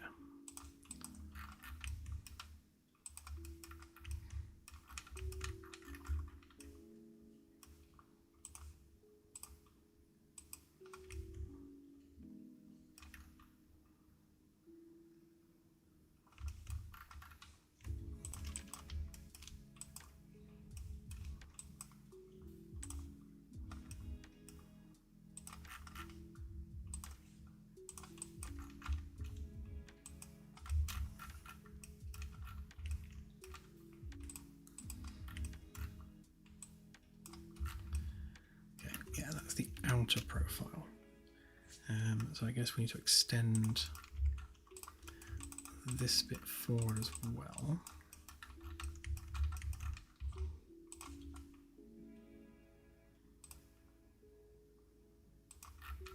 Which means we will need to draw that curve again.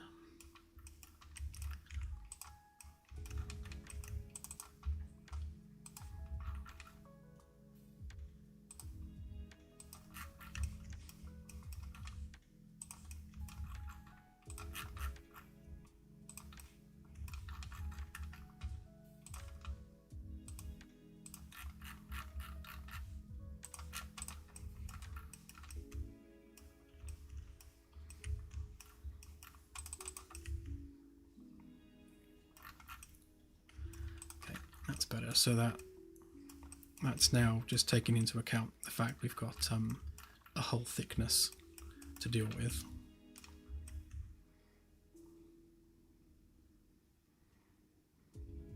It's not a super thick hull, but it's going to have to do. Because any thicker than that, then we do end up with scale issues.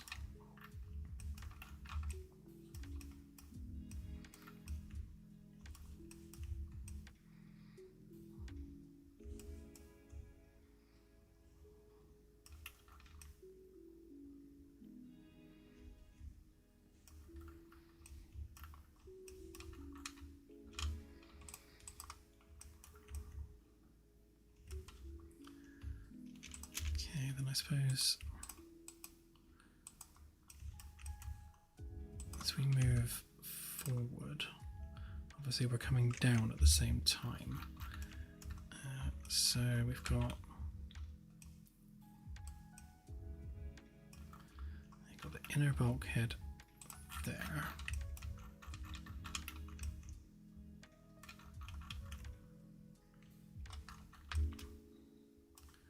Means that he's come down to there.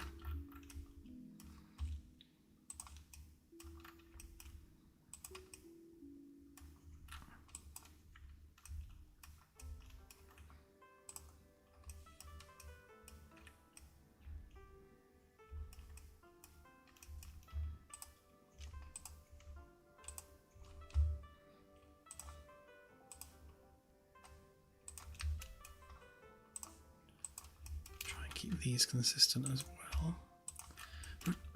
So that edge needs to line up.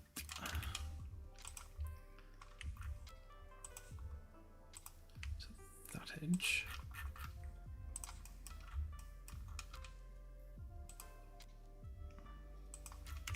Yeah, that's a slightly different angle than that one because you're coming downhill at this point.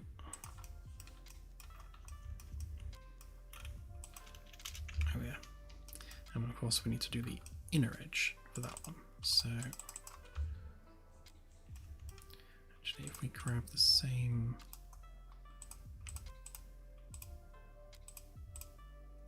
that bit,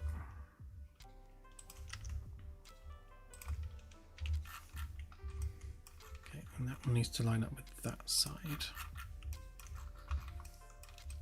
And then again, I need to just bring that down to the level of that.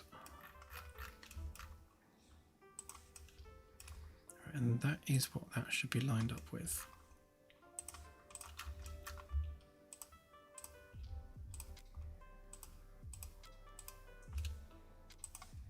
Okay, so that should be lined up with that.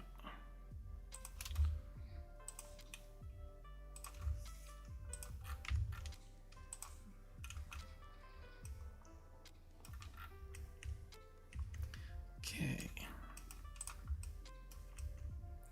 Right, so that's the profile of that back section.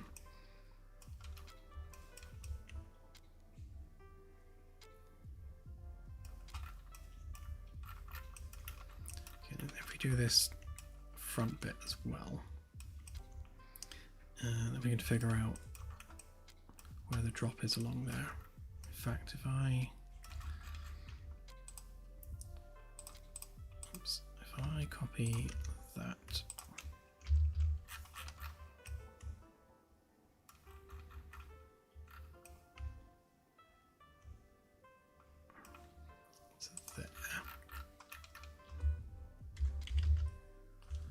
space that out evenly.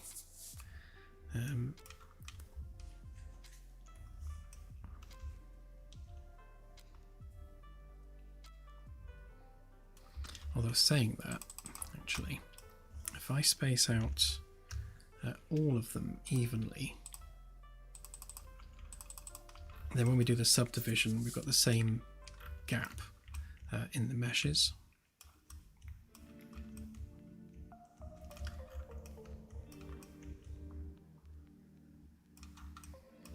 Yeah, so really we want to go as far as,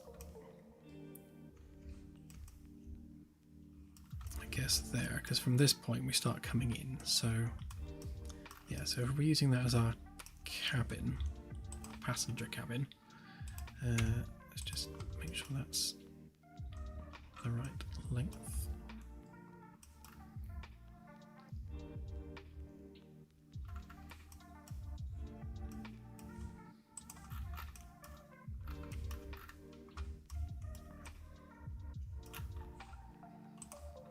Push it out ever so slightly, because right now from there to there is 2.48 meters. So if we make it exactly 2.5,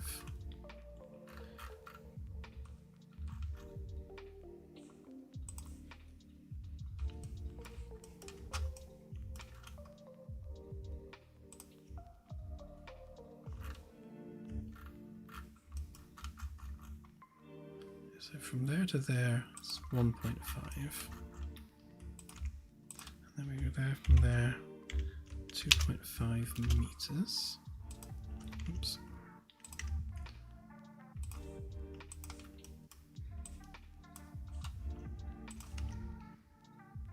Okay, and we want to equally space that all the way along there.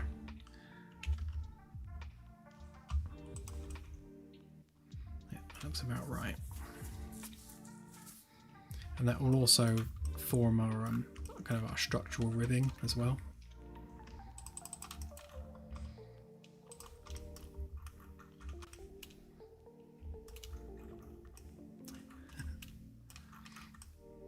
Me too, me too.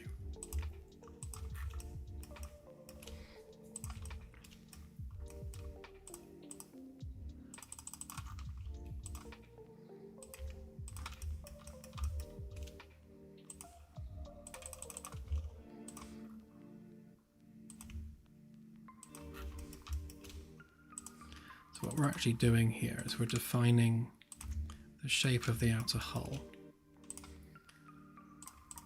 which we will turn into a nice organic smooth mesh, within which we can build the ship interior, or the shuttle interior.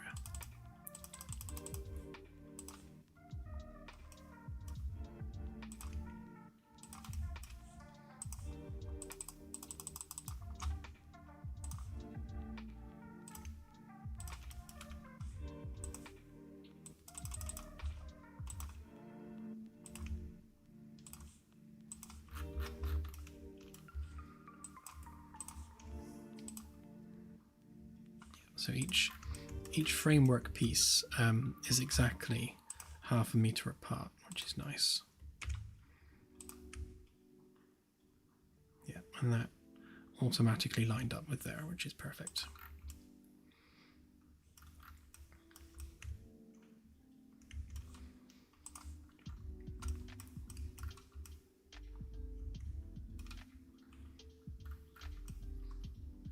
So I suppose the question for the interior is, do we want consistently flat edge, or do we bring it down at a slight angle?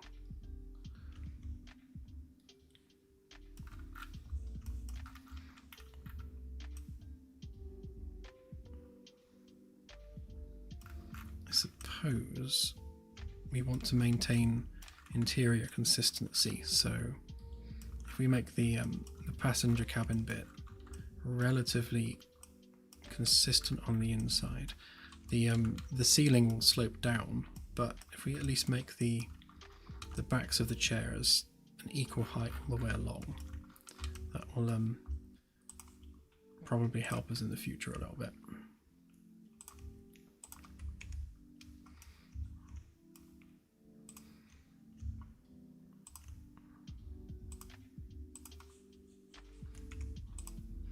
do each one separately because they're slightly differently sized.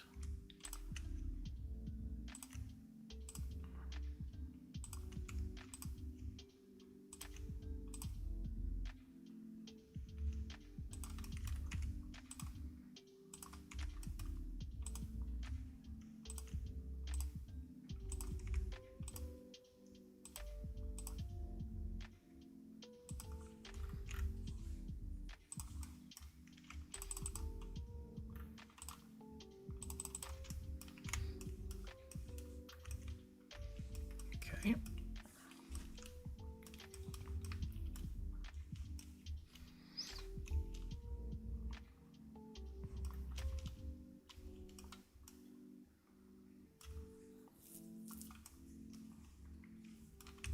Then we'll have to blend that edge around there.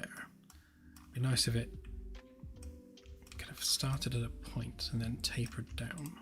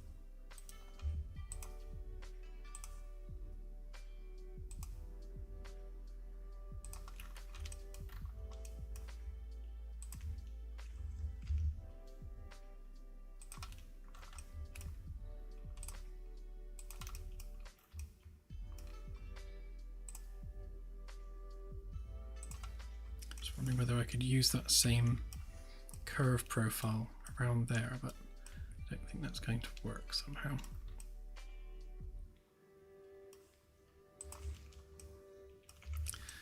Okay, let's make a custom one for this end.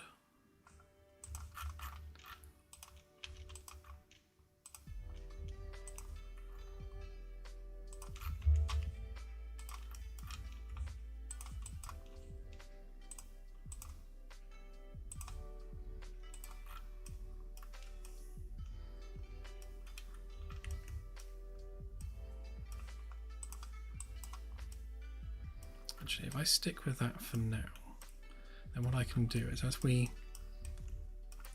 navigate around this curve, we can gradually blend that curve into this softer curve here, because we want the curve at the back to be fairly sharp.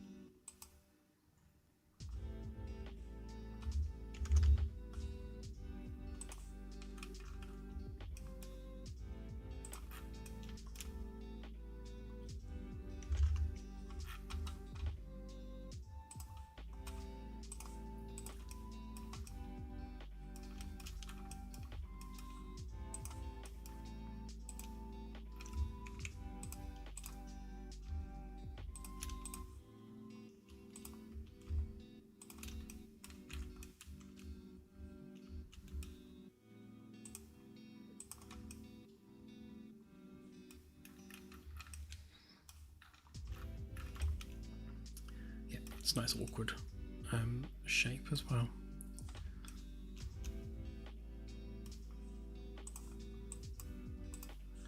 Actually, if we can maybe bend that out to that edge.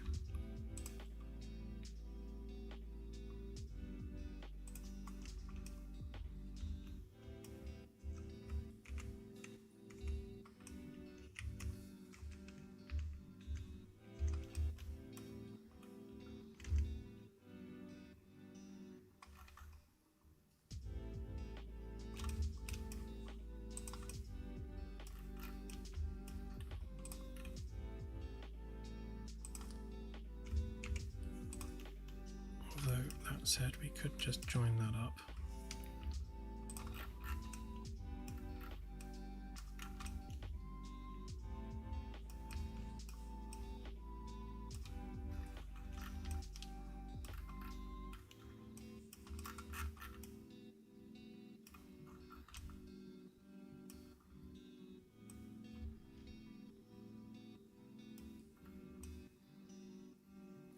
Yeah, ultimately we need to bend that edge over so that it's aligned with this one. If we do that,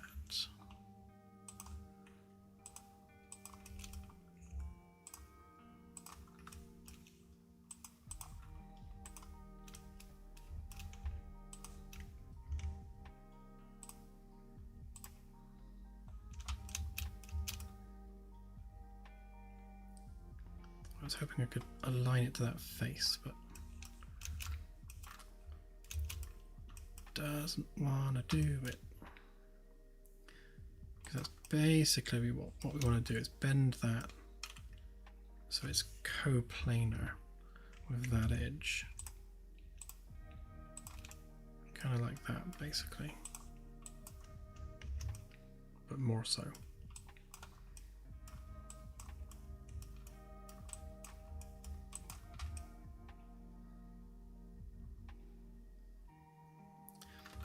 Fiddle with that when we actually do the subdivide.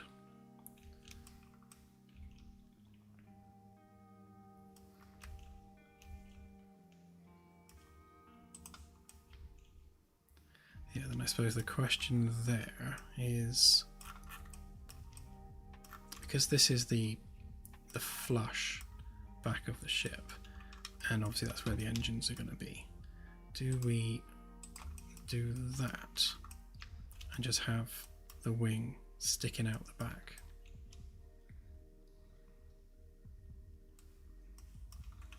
I think we will ultimately, but for now, if we do that,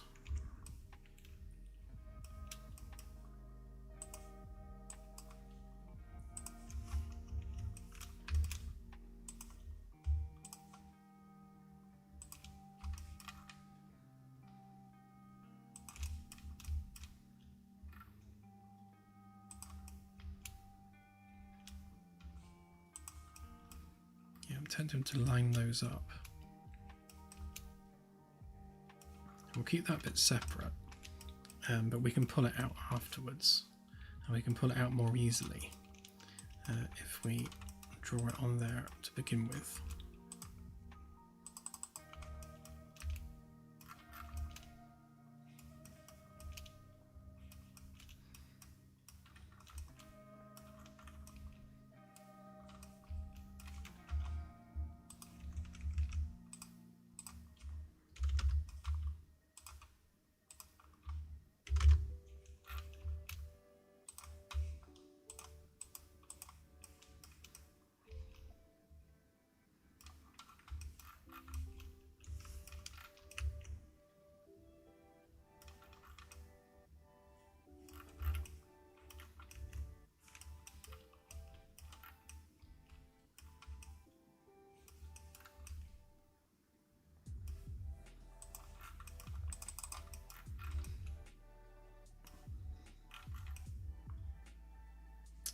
Yeah. I reckon that's going to look quite nice when it's done.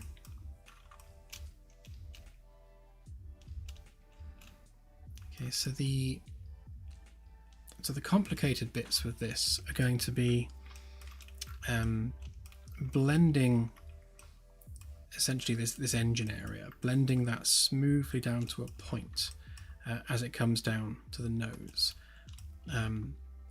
So essentially this curve and that curve there, and also the curve here, all those curves all kind of merge as it comes around to the nose. So that's going to be fun. And then we need to make sure that we've got windows that come around there as well.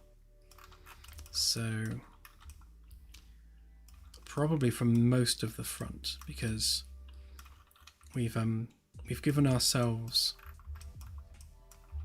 sort of a nicely uniform passenger cabin area, and then we've got the separate bit on the front, which is essentially the cockpit. So that kind of gives us isolated sections of shuttle. I guess we've split it in three, haven't we? Because we've got the airlock section at the back, passenger cabin in the middle, and then the cockpit at the front. So we'll have the windows basically all the way around the cockpit area. And we won't put any in the sides, unless I suppose we could put maybe a small pill-shaped porthole there. That might look quite nice. To be honest, that's a decent place to put it as well, because when you're sat on that side, if you look up at the curve, then you'll see space. So that could be quite nice. And then we'll have engine maintenance access through here. Let's get rid of that internal face a minute. Yeah, so maintenance access through there. So that makes that nice and accessible. I'll move that engine over slightly because it's protruding on that bit. Although that said, the inner skin will go this way and the outer skin will go that way. So all of that would be cavity, so that should be fine. And then we'll just do like structural framework in the cavity with mounting points for the engine hardware. And we'll basically make as much of that engine as we can. They're perhaps a little bit small and pathetic right now, so we'll really fill this space up with engine components. Yeah.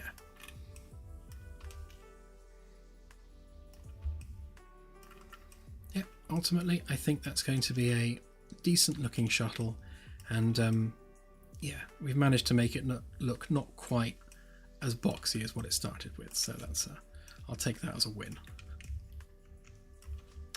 Okay, well, on that happy note, it is 20 past midnight. I am 20 minutes over time, so I shall say farewell.